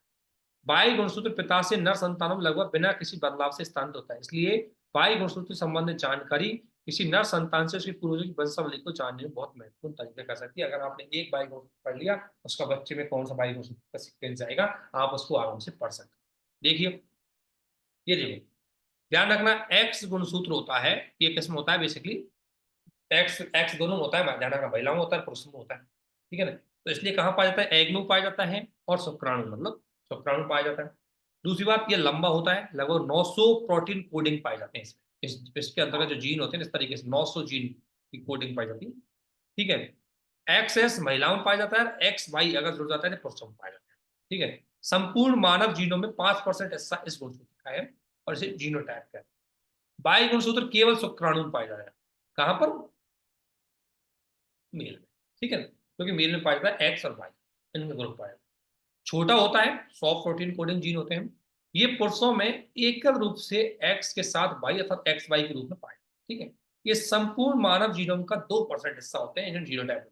इसलिए ध्यान रखना, लड़के और लड़की के लिंग का निर्धारण पुरुष गुणसूत्र से डिसाइड है ना। इसलिए अपन कई लोग बोल देते हैं कि भाई लड़का पैदा हुआ है तो औरत की गलती हो, कैसा नहीं होता, वो पुरुष के जीन की वजह से या गुणसूत्र की वजह से वो डिसाइड होता है उसका जेंडर कौन सा, ठीक है। तो जीनोम सीक्वेंसिंग से अब देखो, आपको यदि जीन की सीक्वेंसिंग पता है तो कुछ भी कर सकते हो, हेल्थ का, फॉरेंसिक लैब में डीएनए, एग्रीकल्चर में कोई फसलों की फसल में डिफेक्ट हो रहा है, पर्यावरण में कुछ भी हो रहा है, सबका पता आप कर सकते हो हेल्थ में, फॉरेंसिक लैब में। देखो फॉरेंसिक लैब में क्या करते हैं, आपका मान लो किसी एक्सीडेंटल एरिया पे आपका बाल टूट गया और आपके बाल का नमूना लेंगे और चेक करेंगे तुम्हारे बाल का डीएनए से मैच हो रहा है क्या, अगर मैच हो गया तो इसका मतलब तुम उस जगह पर थे, ठीक है, वैसे चेक करते हैं, इसको बोलते हैं डीएनए फिंगरप्रिंट, ठीक है। जीनोम सीक्वेंसिंग बायोडाइवर्सिटी को समझने के लिए, कृषि और फसल को समझने के लिए ये क्वेश्चन आएगा, एप्लीकेशन है, इट्स इंपॉर्टेंट। मानव जीनोम अनुकरण या मानव जीनोम को सीक्वेंसिंग करने के लिए ग्लोबल लेवल पर, इंडिया के लेवल पर बहुत सारे योजनाएं चल रही है, जो क्योंकि ये बहुत इमर्जिंग एक चीज है, क्योंकि इससे रोगों का पता लग जाएगा कि आदमी रोग पैदा क्यों होता है, किसी में कैंसर क्यों बनता है, किसी में ब्लड कैंसर क्यों बनता है, किसी में पैरालाइजेशन क्यों होता है, किसी में इंसुलिन की कमी क्यों होती है, सब चीज को पता लगा दो। भाई देखो, हमारा शरीर एक मशीन, ठीक है ना, इसमें सेल है, ऊतक है, जीन है, जो भी है, 50 तरह की चीजें, ठीक है। अब इस मशीन का कौन सा वायर कटने की वजह से कौन सी बीमारी होती है इसको पता लगाना, ठीक है। अब मान लो जैसे ब्लड कैंसर होता है, ब्लड कैंसर की ब्लड सेल है, उस ब्लड सेल का डिफेक्ट होने की वजह से, जो हमारी प्रोटेक्टेड करती है हमारी बॉडी को, उसमें डिफेक्ट होने की वजह से, उसके डिफेक्ट होने का कारण ये तो एक तो तरीका है कि जो डिफेक्ट सेल है उसकी जगह रिप्लेस करके दूसरी सेल का, बहुत तरीका है, तो लोग आजकल इस तरीके को अपना रहे हैं, ठीक है। तो बहुत सारी जगह में हेल्पफुल, इसलिए इसकी स्टडी बहुत जरूरी है। तो मानव जीनोम सीक्वेंसिंग, मानव जीवन सीक्वेंस के लिए एक तो सबसे पहले ह्यूमन जीनोम प्रोजेक्ट चल रहा है दोस्तों, 1990 में ये चलाया गया था, 2003 में इसने अपना काम पूरा कर लिया और 92% भाग का इन्होंने मानव के जीन, टोटल मानव की जीनों का जो सीक्वेंस है उसका 92% भाग कंप्लीट कर चुके है ना। ये T2T, ये इसके क्या कर दिया इन्होंने, क्या कर दिया T2T, T2T वही बाई गुणसूत्र का टेलोमर पाया जाता है उसमें, इन्होंने 100% ये सीक्वेंसिंग कर, एक है जीनोम इंडिया प्रोजेक्ट, ये डिपार्टमेंट ऑफ बायोटेक्नोलॉजी द्वारा चलाया गया है। इसका रेफरेंस जीनोम, इसका मतलब सिंपल सा है, 10,000 उन्होंने नमूने लिए भारतीय नागरिकों और उनका सीक्वेंसिंग। अब नमूने क्या है, ब्लड के ले लो, किसी के ले लो, ठीक है ना। तो डीबीटी, डिपार्टमेंट ऑफ बायोटेक्नोलॉजी ने 10,000 मानव जीनों का अनुकरण का कार्य पूरा है, सक्सेसफुली इन्होंने कंप्लीट। इसके बाद है इंडिजेन प्रोग्राम, ये बेसिकली सीएफआईआर द्वारा 2019 में चलाया गया था। इसका उद्देश्य क्या है, देश भर से लगभग 1029, जिसने आज मैंने खुद ने डिक्लेयर कर रखा है कि मुझे आज तक कोई भी बीमारी पैदा नहीं नहीं हुई, मेरे अंदर शरीर में कोई भी बीमारी नहीं हुई, उनका जीन लिया है और उनको सीक्वेंसिंग किया, स्टडी करेंगे आखिरकार इनके जीनों का सीक्वेंस कैसे है कि आदमी आज तक बीमार नहीं, ठीक है। तो वो प्रोग्राम के लिए चलाया हमने इंडिजेन प्रोग्राम।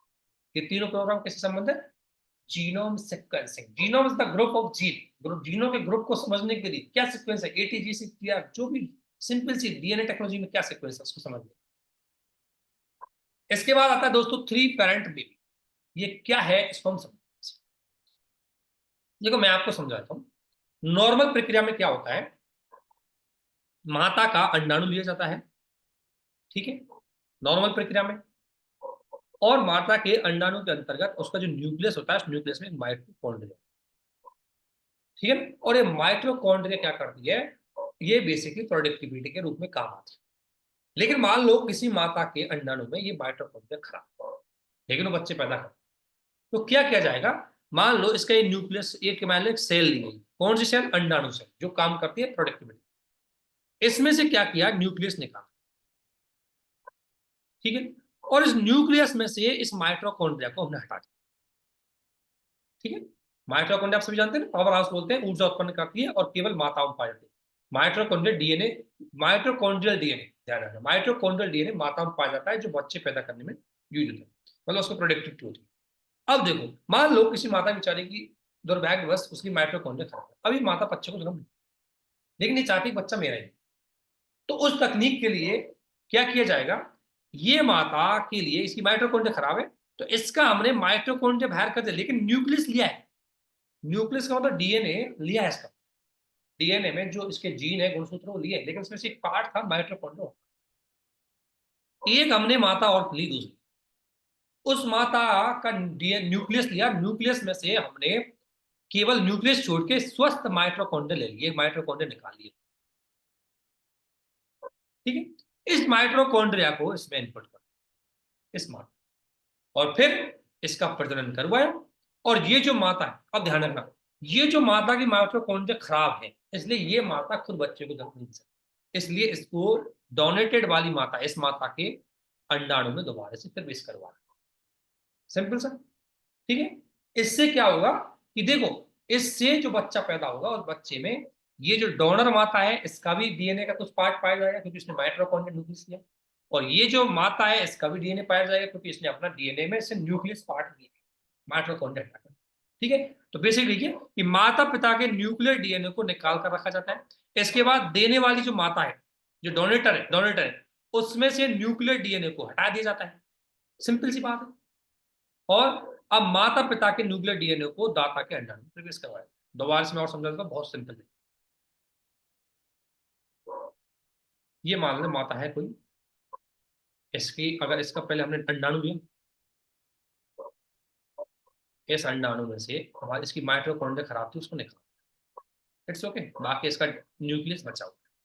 दूसरी माता है, इस माता की जो इसमें ये माता है, इस माता का जो माइटोकॉन्ड्रिया है वो इसमें प्रवेश करवाया और इसी माता के गर्भ में उसको डाल, क्योंकि ये सक्षम नहीं है इसमें। इस माता ने बच्चे को जन्म दिया और वो बच्चा क्या कहलाया, 3 पेरेंट्स बेबी, क्योंकि ये तो माता पिता तो ही गए, पिता का अंडा शुक्राणु लग जाएगा इसमें, ठीक है, माता का अंडा लग जाएगा, लेकिन दूसरी माता का अंडाणु को हमने हिस्सा भी लिया, इसलिए तीसरा बच्चे यहाँ की वजह से भी जुड़ गए, इसलिए इसको बोलते हैं 3 पेरेंट्स बेबी, यानी 3 माता पिता, माता पिता और एक डोनेटर महिला।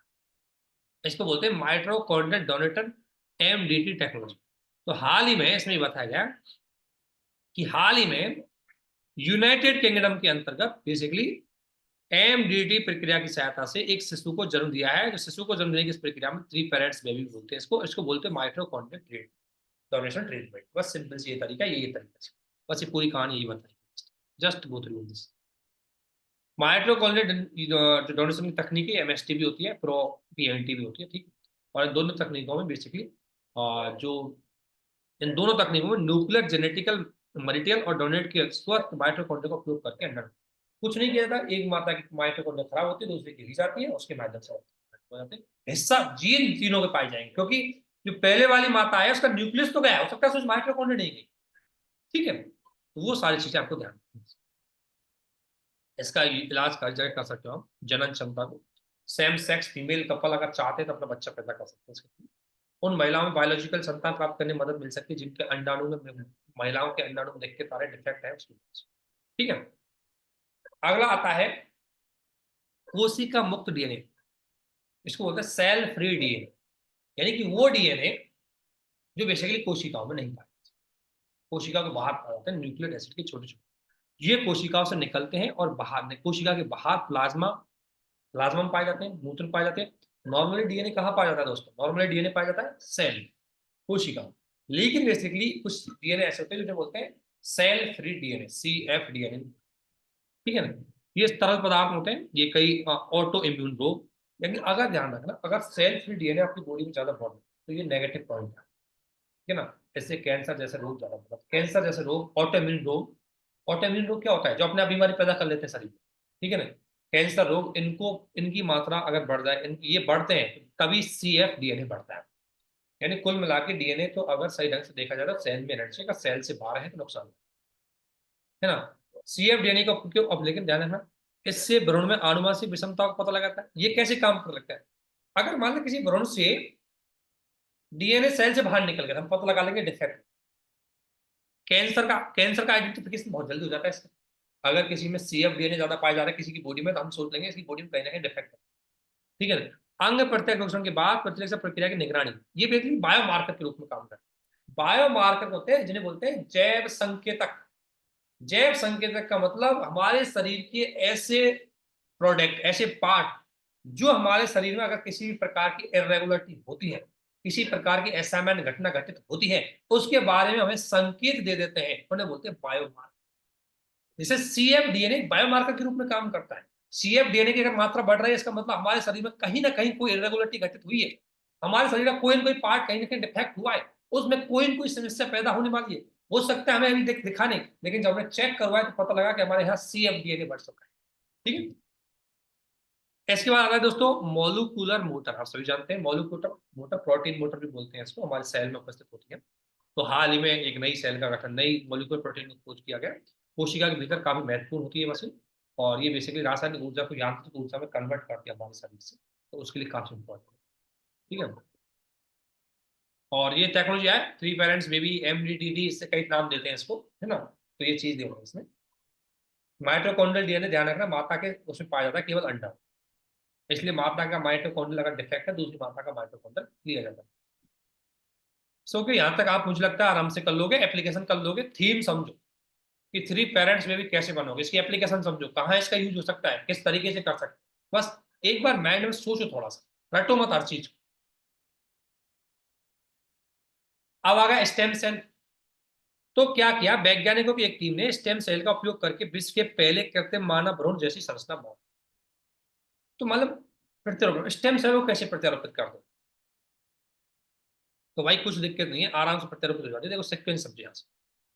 पहला नंबर, मरीज का पूर्व उपचार किया जाता है ताकि उसके असली बोन मैरो से हेमेटाइपोएटिक स्टेम सेल को रक्त धाराओं में प्रवेश कराया जा सके। ठीक है। ब्लड सेल में हम क्या करें, स्टेम सेल को प्रवेश कराएं। जैसे ही मान लो मरीज के शरीर से ब्लड स्टेम सेल हमने अलग किया, मतलब मरीज के शरीर से ब्लड स्टेम सेल हमने क्या करते हैं, प्राप्त करते हैं। जब वो स्टेम सेल को अगर बात करें, रक्त के अणुओं में स्टेम सेल को निकालकर अलग, रक्त शरीर में चढ़ा जाता है और स्टेम सेल को अलग।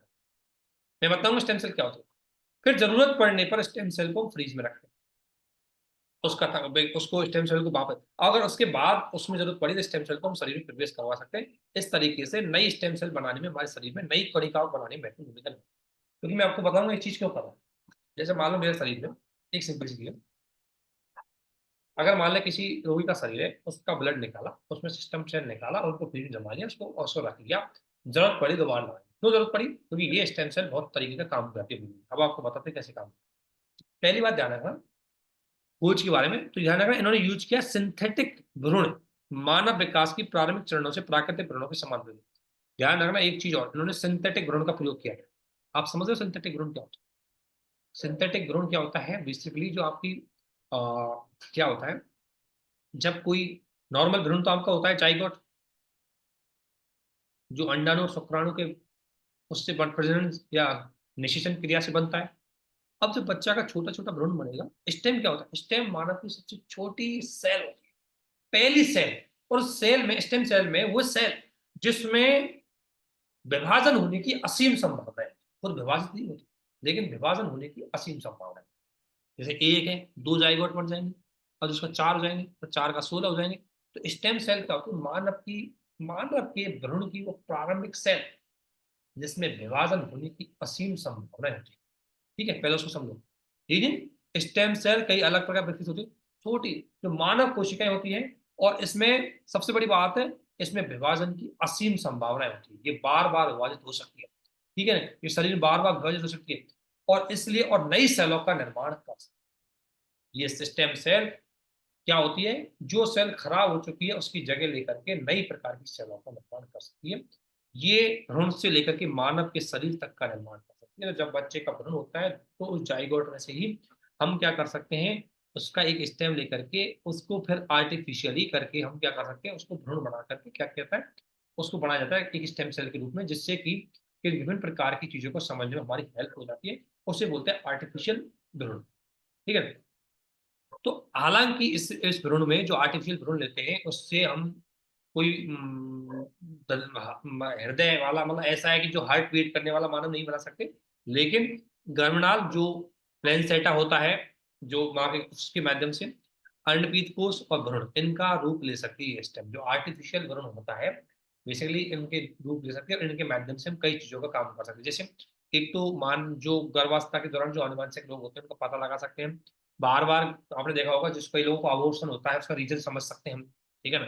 और विकासशील भ्रूण पर आनुवंशिक, एपिजेनेटिक और पर्यावरणीय प्रभाव को समझ सकते हैं। तो सिंथेटिक जो भ्रूण होती है वो बेसिकली ऐसी भ्रूण होती है जिससे कि हम बेसिकली क्या कर सकते हैं, हमारी अन्य भ्रूणों को समझने में हेल्प कर सकते हैं। तो एक सिंथेटिक भ्रूण बनाइए, उसकी स्टडी कर रहे हैं, ठीक है। और ये मानव विकास के मानव का किस तरीके से विकास होता है, क्योंकि स्टेम सेल सबसे प्राइमरी सेल होती है जो पूरे मानव का विकास करती है, इसलिए। अब स्टेम सेल कई प्रकार की कोशिकाओं में विकसित होने की सक्रिय हुई किरण में अलग अलग प्रकार की कोशिकाओं में विकसित होने में सक्षम विशेषकर मानव कोशिकाएं होती है। स्टेम सेल विकसित होकर क्षतिग्रस्त नष्ट होकर नई कोशिकाओं को जगह ले लेती है, शरीर का नई कोशिकाओं का निर्माण करती है। दो महत्वपूर्ण गुण इनमें पाए जाते हैं। पहली बात, ये एक तो बार बार विभाजित हो सकती है, और दूसरा खुद को दूसरी सेल में कन्वर्ट कर सकती है, ठीक है। इसलिए स्टेम सेल बहुत इंपॉर्टेंट होती है। पुनर्योजित चिकित्सा अनुसंधान में भ्रूण, वयस्क और विभिन्न प्रकार की स्टेम सेल होती है। जो भ्रूण की अगर स्टेम सेल लोगे तो उसको भ्रूण कहेंगे। वयस्क, अगर वो बड़ी विभाजन, आपको पता है 2 का 4, 4 का जाइगोट का विभाजन होता है, तो अगर बड़ी विभाजन हो जाती है वयस्क बन जाता है वयस्क की। और एक होता है आईपीएस, जैसी स्टेम सेल का उपयोग किया जाता है इसमें पुनर्योजित चिकित्सा में। पुनर्योजित में आप सभी जानते हैं कि मानव के शरीर कोशिकाएं वो अंगों को रिप्लेसमेंट करके, चेंज करके, मॉडिफिकेशन करके, वही रिकम्बिनेंट बोलते हैं हिंदी में इसको। तो रिकम्बिनेंट टेक्नोलॉजी में इसका पूरा यूज किया जाता है। सिस्टम सेल एक तो रोगों की प्रकृति समझने में, क्योंकि ये सबसे प्राइमरी सेल होती है, ठीक है ना। दूसरी बात, निश्चित बीमारी के इलाज में भी इसका यूज किया जाता है। अगर मान लो जैसे सिंपल कैसे यूज करते हैं, स्टेम सेल को हम ट्रांसप्लांटेशन करते हैं। जैसे एक होता है ऑटोलोगस ट्रांसप्लांटेशन, एक होता है एनो एलोजेनिक।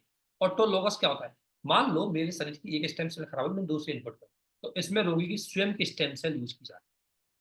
जैसे आपके शरीर की कोई सेल खराब है, आप स्टेम सेल इनपुट करवा दीजिए आपके शरीर, स्टेम सेल उसको खराब को सही कर देगा, और वो जो काम करे खुद भी काम करे। इसकी खास बात होती है। और एक होती है एलोजेनिक, यानी कि आप दूसरे मत डोनेटर पकड़ते हो, डोनर पकड़ते हो। दवा के दुष्प्रभाव, दवा के मरीजों का प्रत्यक्ष का आकलन करने में ये महत्वपूर्ण होती है। और कुल मिला के ध्यान रखना, स्टेम सेल से संबंधित भारत में 2017 में कुछ दिशा निर्देश दिए थे। स्टेम सेल के बहुत सारे प्रकार होते हैं, देखो समझो। एक होती है आपकी टोटीपोटेंट, एक होती है प्लोरीपोटेंट, एक होती है मल्टीपोटेंट, एक होती है यूनिट। मैं आपको समझा, यूनिट पोटेंट क्या होती है, एक ही सेल होती है जिसमें खुद ही खुद खुद अपने जैसी हजारों कॉपी पैदा करने चलता है। जैसे मान लो मेरा बाल है, कट गया दोबारा बाल पैदा हो गया, नाक हो कट गया दोबारा पैदा, ठीक है, उसे बोलते हैं यूनिट पोटेंट, ठीक है। उसके होता है मल्टी पोटेंट। मल्टी पोटेंट क्या होता है, एक ही उसका होता है लेकिन वो अलग अलग प्रकार की चीजों का रहता है। जैसे हेमेटोएपिक्स स्टेम सेल रक्त वंश रूप से विविध प्रकार की WC, RC, red C platelets को जन्म दे सकते हैं। उसे बोलते हैं मल्टीपोटेंट। एक होती है प्लूरिपोटेंट, ये सभी एब्रोयोजेनिक जर्मनी सभी भ्रूण होती है, ये अलग अलग वंशों का निर्माण कर सकती है वो सारी चीजें। और एक होती है टोटीपोटेंट। टोटीपोटेंट होती है जब अलग अलग से बनकर के एक ही उसमें रूप में ध्यान देती है ना, अलग अलग भ्रूणों का यूज करते हुए एक ही आ जाती है। एब्रियोजेनिक जन्म का परत और वही भ्रूणी जन्म ऊतक बना सकती है। और निर्विवाद रूप से इसको टोटीपोटेंट कोशिका यूग्नेट्स जिसे बोलते हैं जाइगोट, वो हमारे पैदा होती है। ध्यान रखना, आईपीएस सेल और वयस्क कोशिकाएं प्रयोगशाला में बनाई जाती है, पैदा नहीं होती। बेसिकली हम लेते हैं शरीर से, इनको बनाया जाता है। भ्रूण सेल आपको बताया, जब बच्चा पैदा, बच्चा का जो भ्रूण होता है वहीं से वो दी जाती है, उसको बोलते हैं भ्रूण सेल, वो काफी इंपॉर्टेंट होती है।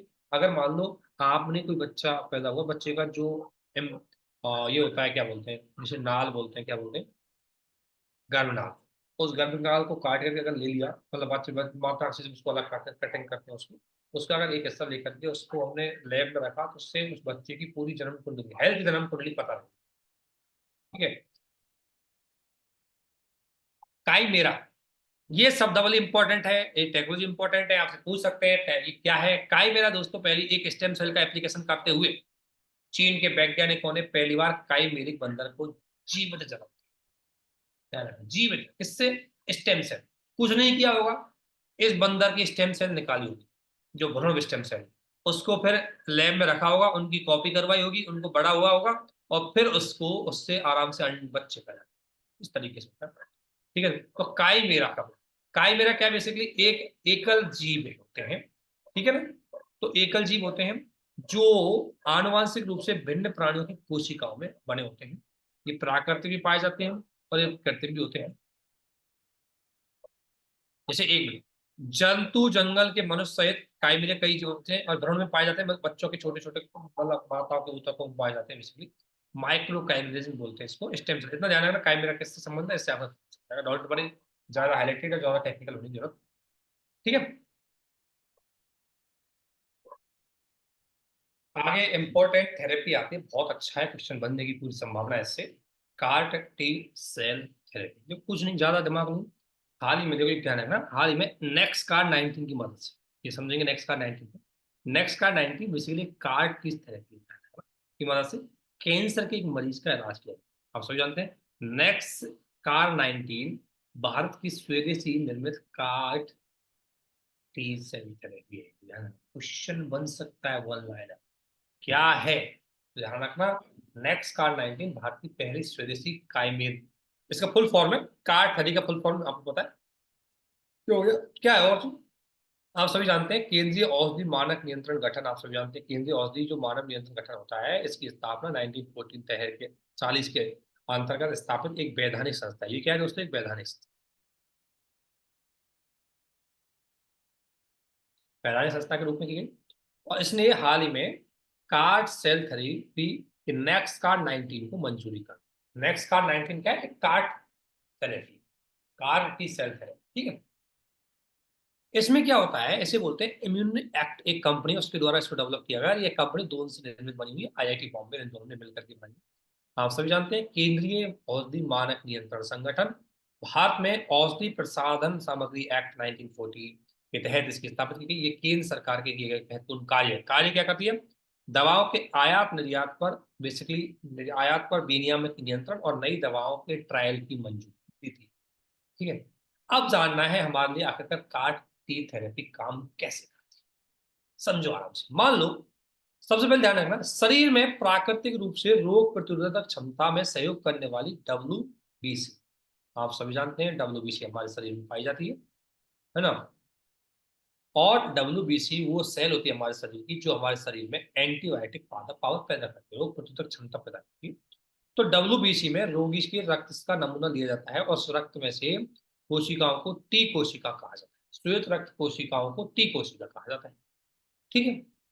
प्रयोगशाला में अगर आनुवांशिक संशोधन के जरिए टी कोशिकाओं में कार नाम का एक प्रोटीन शामिल किया जाता है। ध्यान रखना, टी क्या है, एक WBC जो एंटीबायोटिक पैदा करता है। कार क्या है दोस्तों, कार CAR जिसे बोलते हैं काइमेरिक एंटीजन रिसेप्टर, ये बेसिकली एक प्रोटीन। इन दोनों को मिला देते हैं, इनको क्या करते हैं, जेनेटिकली करके इनको संशोधित कर सकते हैं। संशोधित करने के बाद ध्यान रखना, संशोधित करने के बाद प्रयोगशाला में कार टी थेरेपी की मल्टीपल कॉपी बनाई जाती है, ठीक है ना, और मल्टीपल कॉपी की जाती है। इसके बाद इन्हें कोशिकाओं को नष्ट करने के लिए हमारे शरीर में पहुंचाया जाता है, ठीक है।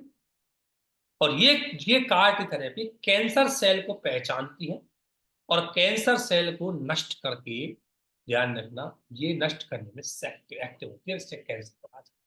समझे सिंपल जी। अब आप समझ लोगे, सबसे पहले हमारे शरीर से WBC में से टी टी टी नाम की क्या ली जाती है, कोशिका ली जाती है। फिर कार नाम का प्रोटीन उसके साथ जोड़ा जाता है, इनकी मल्टीपल कॉपी बनाई जाती है, हमारे शरीर में छोड़ दी जाती है। क्या करता है, टी कोशिका हमारे शरीर में आइडेंटिफिकेशन करती है और कार नाम क्या करेगा, ये उनको मारेगा। तो कार की थेरेपी कैंसर कोशिकाओं की पहचान करके उनको मार देगी, उस तरीके से कैंसर कोशिकाओं को कैंसर का, ठीक है। तो इसी को, तो बेसिकली कार की थेरेपी सेलुलर इम्यूनिटी इलाज का एक नया प्रकार है। इसमें टी कोशिकाओं का उपयोग किया जाता है। इस विधि में टी कोशिकाओं को, वही मैंने जो कहानी बताई है उससे हम आराम से कर सकते हैं। टी कोशिकाएं आप सभी जानते हैं प्रतिरक्षी WBC कोशिकाएं, ये संक्रमण पैदा करने वाले रोग तथा कैंसर कोशिकाओं को पहचानने में काम करती है। WBC में दो प्रकार की कोशिकाएं पाई जाती है, टी एंड बी। टी कोशिकाएं होती है जो पहचान करती है और बी होती है एंटीबॉडी कोशिकाएं जो बाह्य रूप से आने वाली चीजों को मार, उनको आगे पढ़ेंगे हम। तो नेक्स्ट कार को और डिटेल से पढ़ते हैं। नेक्स्ट कार 19 की बात करें तो ये थेरेपी उन कैंसर कोशिकाओं को लक्षित करने में डिजाइन किया जो CD प्रोटीन की बनी हो, लक्षित करने के लिए डिजाइन किया है CD प्रोटीन दोस्तों। अब ये CD प्रोटीन क्या है, तो बी कोशिकाओं के लिए कैंसर कोशिकाओं को पहचानने में CD प्रोटीन एक बायोमार्कर के रूप में काम करता है। बायोमार्कर आप सभी जानते हैं, बायोमार्कर मुख्य रूप से ऐसे संकेतक होते हैं जो शरीर में होने वाली किसी भी प्रकार की इरेगुलरिटी को बताते हैं, मैंने आपको ऑलरेडी बताया बायोमार्कर, ठीक है ना। तो बी कोशिकाओं के लिए मुख्य रूप से CD प्रोटीन बायोमार्कर के रूप में काम करता है। इसके बाद थेरेपी बी सेल, लिम्फो और लुकिया ब्लड कैंसर का इलाज करने के लिए उपचार किया जाता है। कैंसर कोशिकाओं को लक्षित करने के लिए रोगी को टी कोशिकाओं को आनुवंशिक रूप से संशोधित किया जाता है, जबकि कीमोथेरेपी में दवाओं, ध्यान रखना दो चीज होती है, कार्ड टी टेक्नोलॉजी में टी जो है उसमें कार्ड को मॉडिफिकेशन करके जोड़ दिया जाता है कार्ड को, इसलिए कार्ड टी बन जाती है। और इसमें क्या होता है, सेल के इसको ब्लड के माध्यम से शरीर में इनपुट किया जाता है और ये कैंसर कोशिकाओं को पता लगाते हैं, इनको मारती है। लेकिन जो कीमोथेरेपी होती है उसमें दवा दी जाती है और दवा क्या करती है, कुछ दवा जा जाके मारती है, लेकिन उसके मारने की संभावना थोड़ी कम, क्योंकि वहां दवाएं पहचान नहीं पाती कौन सी कैंसर कोशिका है।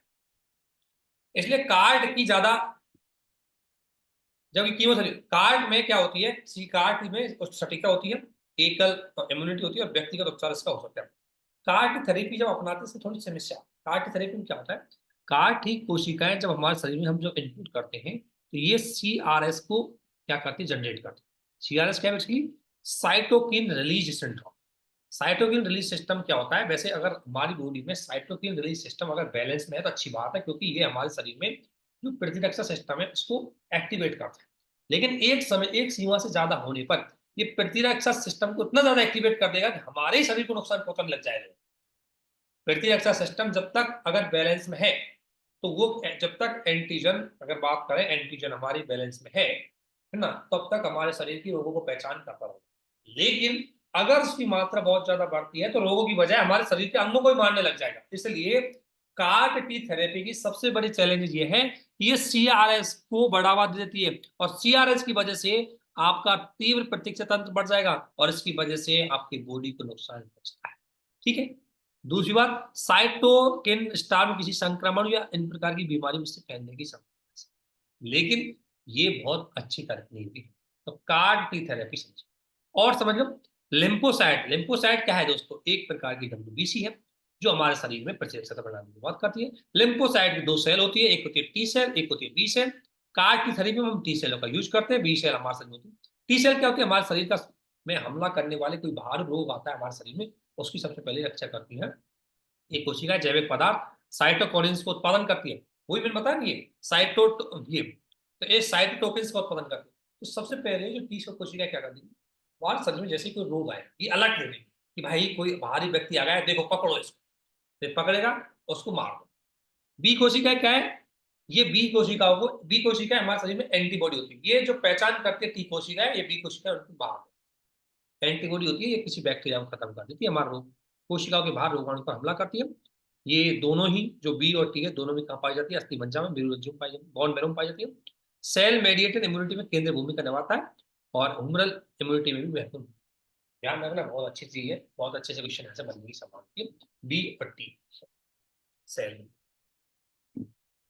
एक होता है टिश्यू इंजीनियरिंग। भाई जैसे आपका जीन इंजीनियरिंग होता है, जैसे आपका सेल इंजीनियरिंग होती है, जैसे आपकी DNA इंजीनियरिंग होती है, वैसे टिश्यू इंजीनियरिंग होती है आपकी। तो ये भी क्या है, एक बायोमेडिकल इंजीनियरिंग है जो हमारे शरीर के टी ऊतकों में किसी प्रकार का मैनिपुलेट करके उनको सही कर सकने में सक्षम होती है। ठीक है।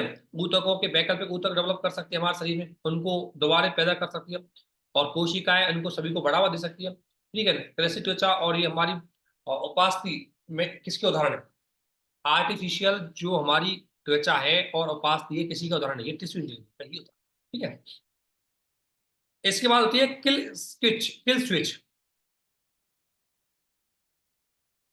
तो वैज्ञानिकों ने एक किल स्विच की खोज की है, यह कैंसर कोशिकाओं को मारता है। क्या होता है, CD95 रिसेप्टर एक महत्वपूर्ण एपिटॉप की पहचान, पर एक महत्वपूर्ण एपिटॉप की पहचान। एपिटॉप क्या है दोस्तों, एक हमने न्यू एपिटॉप पहचान। न्यू एपिटॉप क्या होता है, ये एक प्रोटीन जो कैंसर कोशिकाओं को मारने के लिए बड़े प्रोटीन को सक्रिय करता है। तो क्या होता है कि CD95 एक क्या है, CD95 क्या आप समझते हैं, CD95 रिसेप्टर एक संकेतक भेजते हैं। ठीक है। तो CD95 रिसेप्टर के माध्यम से हमने एक एपिटॉप की पहचान की। एपिटॉप क्या करेंगे, एपिटॉप में प्रोटीन निकलेगी जो कैंसर कोशिकाओं को मारेगी। इसी तरीके से इनको बोलते हैं कैंसर कोशिकाओं को मारने वाली तकनीक। CD95 रिसेप्टर एक संकेत भेजते हैं जिससे कैंसर कोशिकाएं स्वयं नष्ट हो जाती है। CD95 रिसेप्टर को फल्स भी कहा जाता है। भविष्य की कैंसर दवाओं के इलाज करने में बहुत महत्वपूर्ण भूमिका निभा सकती है CD95 रिसेप्टर। अभी तक हम सर्जरी, कीमोथेरेपी और रेडिएशन कर रहे हैं, लेकिन अगर हमें कैंसर कोशिका को मारना है तो एक तो कार्ड की थेरेपी भी काम आ सकती है, एक किल स्विच CD95 रिसेप्टर भी बहुत महत्वपूर्ण भूमिका निभा सकता है। ये कैंसर कोशिका को जाके खत्म कर, इलाज खत्म। अभी क्या करते हैं, सर्जरी काट के इलाज करते हैं, कीमोथेरेपी दवाई देके इलाज करते हैं, रेडिएशन तरंगों के माध्यम से उनको काटते हैं। ये बहुत टेक्नोलॉजी का बहुत दिक्कत आ जाती है। आज अगला है डीप। इसका फुल फॉर्म है diverse epigenetic epidemiology partners. Diverse, diverse का मतलब अलग अलग जीनों को लिया जाएगा, अलग अलग प्रजाति। एपिजेनेटिक का मतलब क्या होता है दोस्तों? एपिजेनेटिक्स व्याख्या क्या होते हैं कि व्यक्ति के व्यवहार एवं परिवेश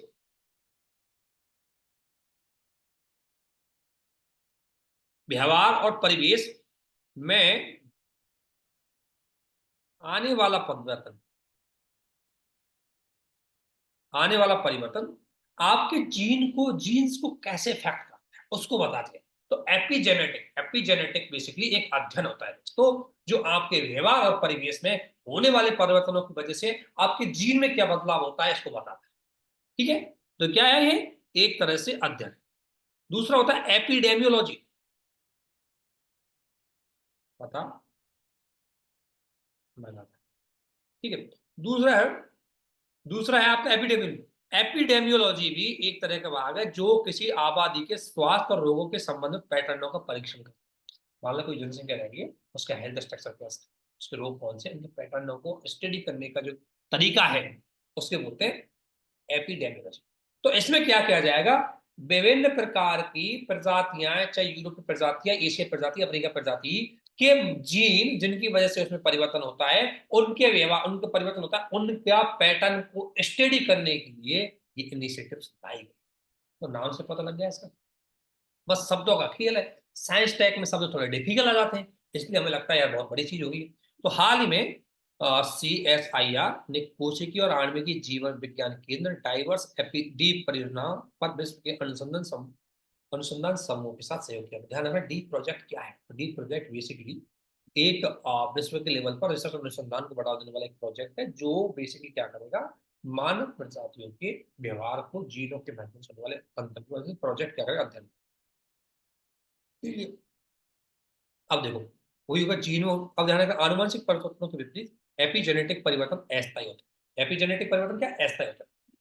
एक होता है आनुवंशिक परिवर्तन, आपने जीन में डीएनए चेंज कर दिया, खत्म, मामला चेंज हो जाएगा पूरा, वो क्या परमानेंट है।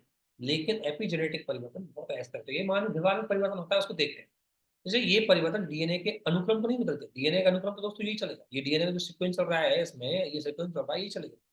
लेकिन इस शरीर में डीएनए के अनुक्रम को समझने के तरीके को बदलते हैं। पहले आप इसको हो सकता है ऐसे स्टडी कर रहे थे, अब आपको इसको ऐसे स्टडी करोगे, बात तो ये की।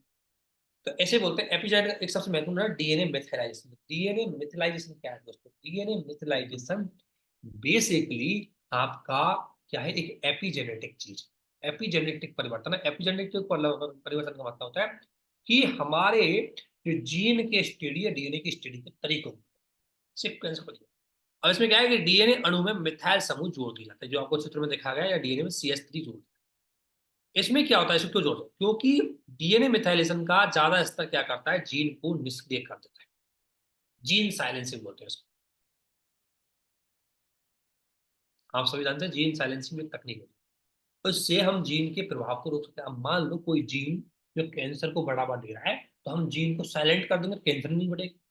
अगर जो जीन हमारे शरीर में डिसऑर्डर पैदा कर रहा है, तो हम उस जीन को डीएक्टिवेट कर देंगे, साइलेंट कर देंगे। उस तरीके के लिए आप इस तकनीक का प्रयोग कर सकते हैं। तो जीन साइलेंसिंग क्या है, ध्यान रखना है, very important part. Gene silence उपचार का एक नई तकनीक है जिसमें कुछ विशिष्ट बीमारियों के जीन्स को हम साइलेंट करके बीमारी को कंट्रोल पा सकते हैं और शरीर को प्राकृतिक क्रियाओं का उपयोग किया जाता है। इसका अर्थ है कि किसी विशिष्ट जीन को जो मैसेज, कोई जीन आपको क्या करता है, जीन दूसरे को मैसेज भेज के दूसरा जीन बनाता है, उनके मैसेज को काट दो, बस खत्म।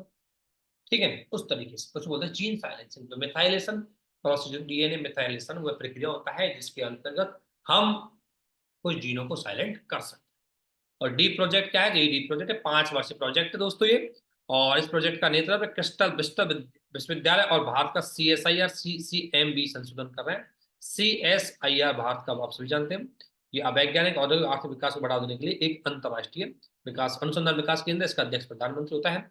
और डी प्रोजेक्ट की जरूरत क्यों पड़ी? क्योंकि अब तक जो ये ब्रिस्टल यूनिवर्सिटीज है ये स्टडी कर रही थी, ये दोस्तों किसकी स्टडी कर रही थी? ये बेसिकली स्टडी कर रही थी यूरोप के लोगों, लेकिन यूरोप के लोगों से डेटा कलेक्ट ढंग से नहीं हो पाता, इसलिए इन्होंने विश्व के अलग अलग क्षेत्रों का अध्ययन करने के लिए इस तकनीक को अपनाया। इसमें अफ्रीका, एशिया, उत्तरी अमेरिका, दक्षिण अमेरिका की आबादियों की समूह को जीनोम में डेटाबेस तैयार करने के लिए, जो अब तक वो डेटा तैयार नहीं है उसको तैयार करेगा, और दुनिया भर में लोगों को डीएनए मेथाइलेशन डेटा और स्वास्थ्य संबंधी मापकों का विश्लेषण करने के लिए डीप प्रोजेक्ट काफी हेल्प करेगा।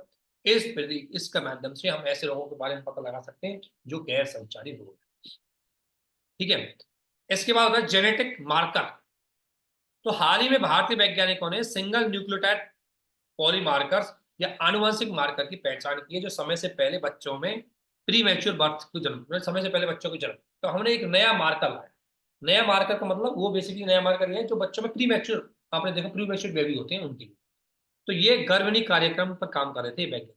ध्यान रखना, ये वैज्ञानिक गर्भनी कार्यक्रम बेसिकली दोस्तों बायोटेक्नोलॉजी डिपार्टमेंट का एक पहल है, जिसके माध्यम से ये जानना था कि बच्चे जो जन्म से पहले ही, मतलब बेसिकली 9 महीने से पहले जन्म होते हैं, उनके जैविक और गैर जैविक जोखिमों का पता लगाने के लिए गर्भनी कार्यक्रम चलाया गया था डिपार्टमेंट ऑफ बायोटेक्नोलॉजी द्वारा। तो उसी में हमें जेनेटिकल मार्कर का पता लगा। जेनेटिकली मार्कर बेसिकली गुणसूत्र ज्ञात करने के डीएनए के सीक्वेंस को हम क्या बोलते हैं, ये क्या करते हैं गुणसूत्रों में पता मार्क करने के, ये गुणसूत्रों के लिंकेज और उसकी वैज्ञानिक पद्धति को पता लगता है। बेसिकली क्या करते हैं, देखो हर, आपको बताया हर डीएनए के एक सीक्वेंस होता है। ठीक है, तो ये जो गुणसूत्रों पर ज्ञात स्थान वाले विशिष्ट डीएनए के अनुक्रमों को जाने, जिससे कि जेनेटिक मार्कर कहता है ये गुणसूत्रों के लिंकेज और अन्य वैज्ञानिक अध्ययनों के लिए आवश्यक है। यानी कि कुछ कुछ ऐसे संकेत होते हैं डीएनए में जो बदलाव को रिफ्लेक्ट करते हैं, जिसमें आपको सुना होगा PCR, polymerase chain reaction. Polymerase chain reaction basically DNA का एक विशिष्ट खंडों को लाखों से अरबों प्रतियां तेजी से निर्मित करने की प्रयोगशाला वाली एक तकनीक है। क्या करता है, एक डीएनए को प्रयोगशाला में ला करके उसकी लाखों कॉपी बना सकने की तकनीक है। तो जेनेटिक मार्कर्स का पता लगा है हाल ही में, जो बच्चों में प्री मैच्योर चीजों के बारे में बताएगा कि भाई प्री मैच्योर क्यों होते हैं, इसका चीज हमें संकेत है। तो ये बायोटेक्नोलॉजी थी जो अब तक कंप्लीट हो चुकी। बायोटेक्नोलॉजी में फिर कह रहा हूँ, ऊपर अब तक जो पढ़ाया गया है डेफिनेटली 2 क्वेश्चन पक्के आएंगे,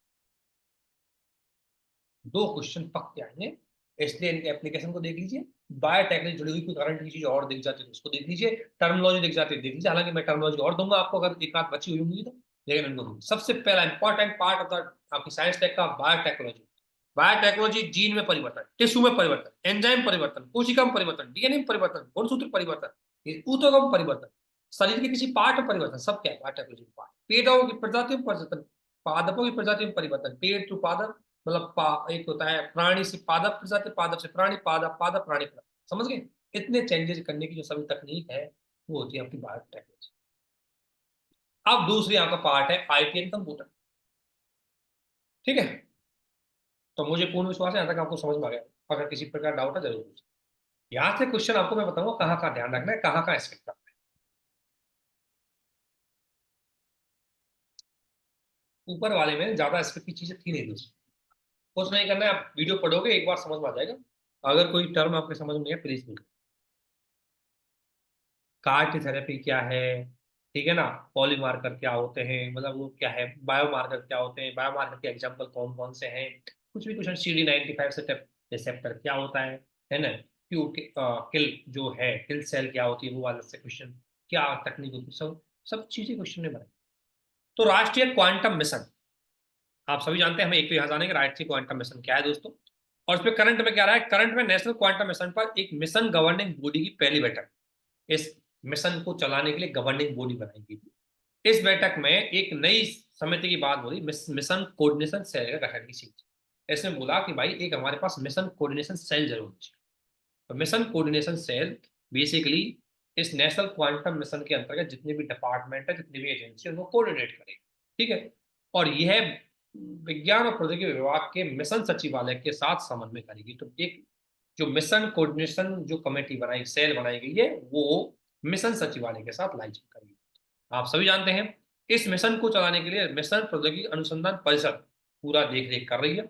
2023 में केंद्रीय मंत्रिमंडल ने इस मिशन को मंजूरी दी। 6,000 करोड़ का ये मिशन है, राष्ट्रीय क्वांटम मिशन। क्वांटम मिशन क्या है, सिंपल, क्वांटम टेक्नोलॉजी पे बढ़ावा देने के लिए, रिसर्च अनुसंधान करने के लिए हमें टेक्नोलॉजी है क्वांटम। लेकिन उससे पहले हमें समझना है कि क्वांटम है क्या। तो पहले समझेंगे, ऊपर से बाद में देखो मिशन के बारे में।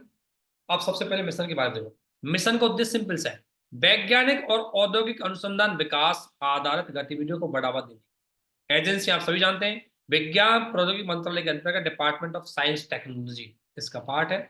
मिशन की अवधि 2023 से 31 के बीच में है। इस मिशन का लक्ष्य 500 से लेकर के 1000 फिजिकल क्यूबिट क्षमता वाले क्वांटम कंप्यूटर विकसित करना। फिजिकल बताऊंगा, फिजिकल कौन सा होता है वो भी आएंगे। फिजिकल क्यूबिट, क्यूबिट क्या है? जैसे नॉर्मल कंप्यूटर की यूनिट होती है बिट, और क्वांटम कंप्यूटर की यूनिट होती है क्यूबिट।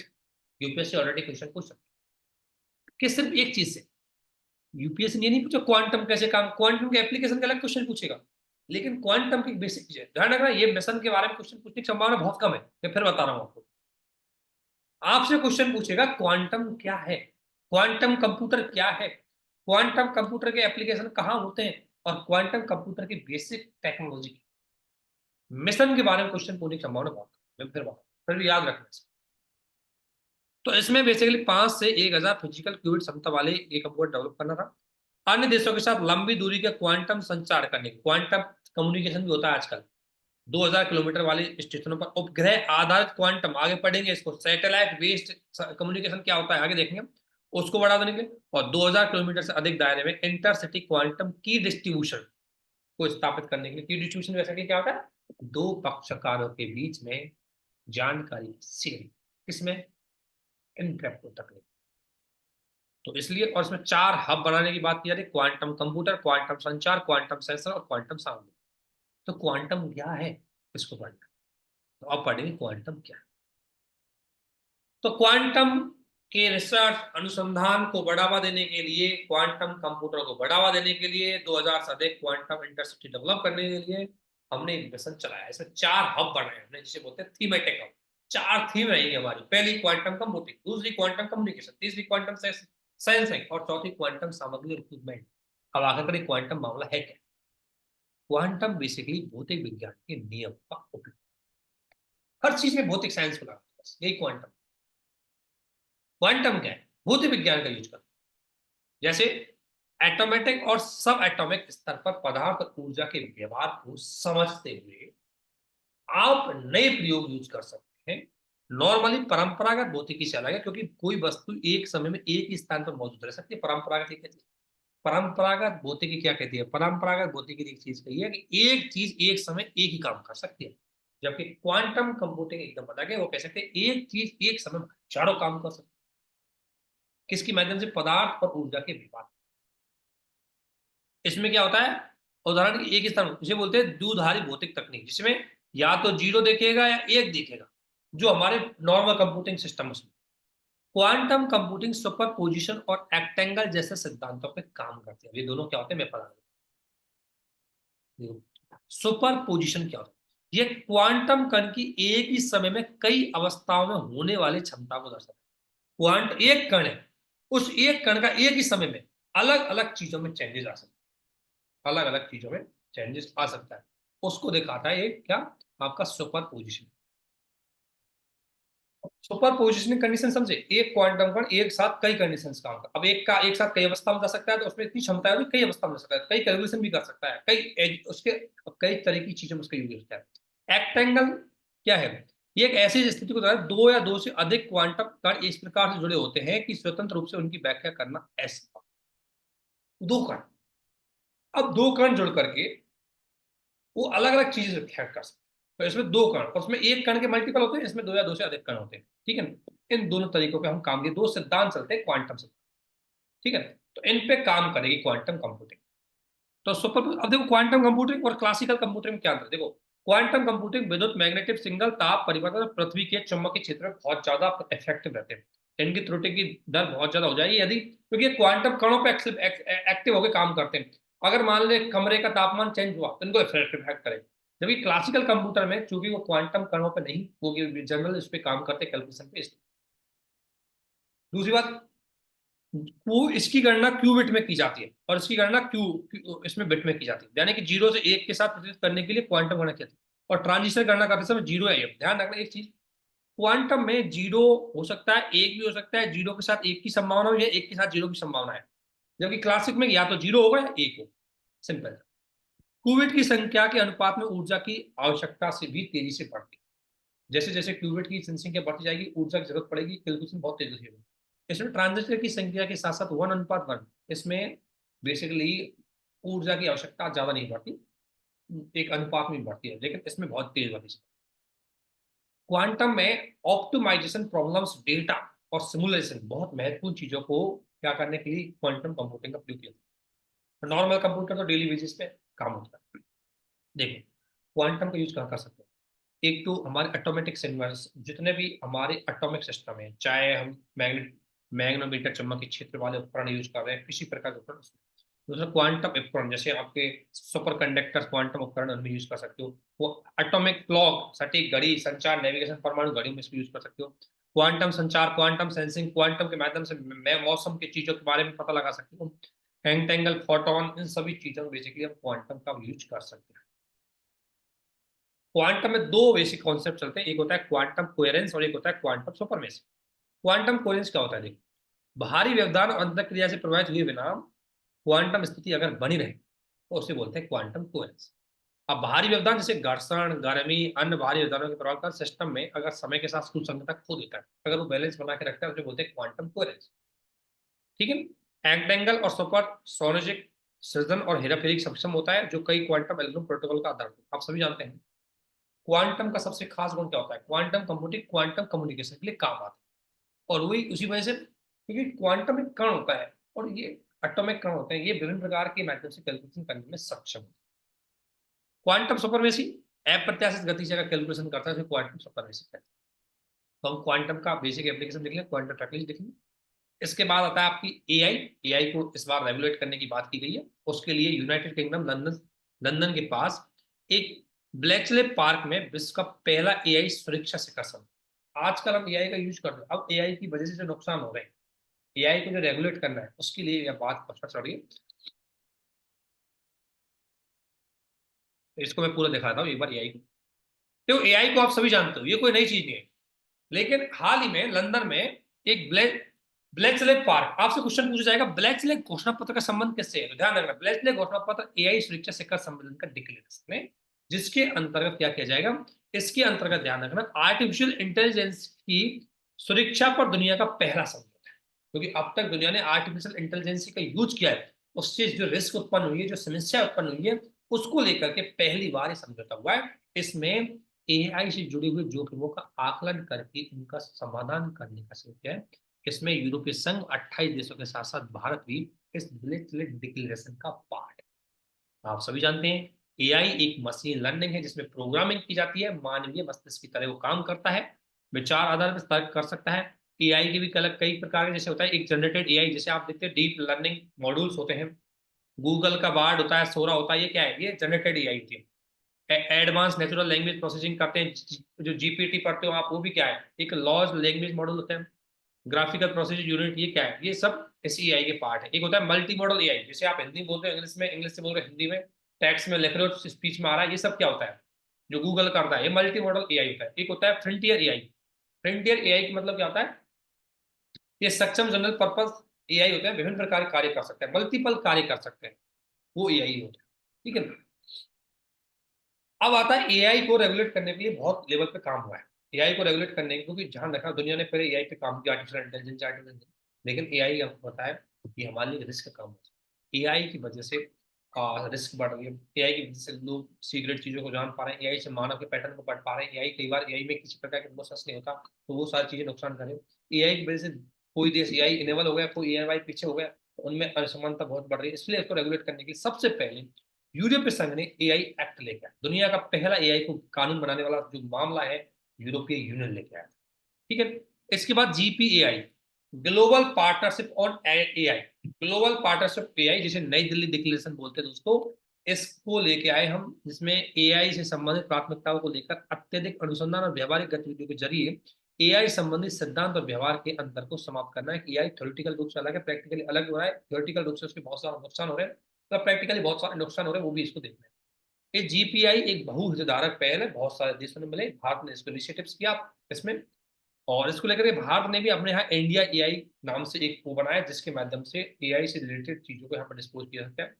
इसके अलावा एक हिरोशिमा एआई प्रोसीजर जो ओईसीडी और जीपीए दोनों ने मिल करके इस पे काम कर रहे हैं। G7 वर्किंग ग्रुप भी इस पे स्थापित कर रहा है एआई को रेगुलेट करने के लिए। ब्रिस्ले घोषणा पत्र का संबंध आपको पता होना चाहिए। एआई में भी देखो मशीन लर्निंग एक होता है, मशीन लर्निंग दोस्तों एक होता है डीप लर्निंग। मशीन लर्निंग क्या होता है? नॉर्मल एआई प्रोसीजर जिसमें प्रोग्राम सेट किया जाता है, एक एल्गोरिथम बनाई जाती है, उससे काम करते हैं मशीन।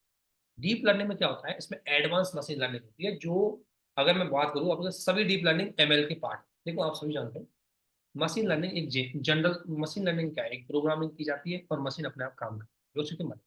डीप लर्निंग में क्या है? मशीन लर्निंग से भी आगे की क्या है, क्या होता है थोड़ा समझो। मशीन लर्निंग में सांख्यिकी और गणित, मतलब आप कैलकुलेशन सेट करते हो, जैसे 2+2 अगर सेट करो ऑटोमेटिक कैलकुलेटर 4 कर देगा। ये क्या है? एक तरह से मशीन लर्निंग। लेकिन डीप लर्निंग क्या है? इसमें सांख्यिकी और गणित को न्यूरल नेटवर्क आर्किटेक्चर के साथ जोड़ते हैं। न्यूरल जो मानव मस्तिष्क का जो नेटवर्क होता है, जो अपने आप सोचता है, विचार करता है, उससे जोड़ के दिखा जाता है, वो फिर कैलकुलेशन। ठीक है, तो ये बहुत deeply calculation. Training ML model को ट्रेन करने के लिए ऐप परिष्कृत डेटा से जानकारी मैनुअल रूप से चुनने और हटाने के रूप में कहूँ, इसमें अलग अलग त्रुटियां आती है। भाई ये चीज 2+2 करा 3 आ गया, अरे गलत आ गया, इसको सही करो, 2+2 को 4 कर दो। तो इसमें मुख्य रूप से फीडबैक आधारित की सेल्फ लर्निंग है। इसमें बहुत डेटा कम जरूरत पड़ती है, इसमें डेटा। तो अब आपको समझना है ये न्यूरल नेटवर्क आर्किटेक्चर क्या होता है। देखो इसमें देखा एआई का यूज हर जगह एआई यूज, स्वास्थ्य मल्टी मॉडल एआई, एग्रीकल्चर में आपने देखा होगा एआई फॉर स्मार्ट फार्मिंग में, एआई फॉर एग्रीकल्चर इनोवेशन में यूज हो रहा है। ठीक है ना, फार्म गेट टू पार्क में यूज हो रहा है, डेटा उपयोग के लिए यूज हो रहा है। सबको एक बार गो थ्रू जाइए। यूबीआई मतलब एग्रीकल्चर, हर चीज में एआई यूज होगा, एआई का एप्लीकेशन पूछेगा, सब चीज में डाल। बट ध्यान रखना, स्टेटमेंट याद रखना, एक स्टेटमेंट ऐसा डालेगा तो बेहुदा टाइप का होगा, उसको गलत कर दूंगा। ध्यान रखना, ऐसा नहीं है कि डी करके आ जाए, सभी को सही करके आ जाए। ध्यान रखना, ऐसे मामले में यूपीएससी एक स्टेटमेंट थोड़ा बेहुदा डाल देगी, जो कहीं ना कहीं एआई से कोई रिलेशन नहीं रखता, जल्दीबाजी में गलत पड़ता है। सेल्फ ड्राइविंग एआई का पार्ट नहीं, मैं बोल रहा हूँ न्यूरल नेटवर्क इंपॉर्टेंट।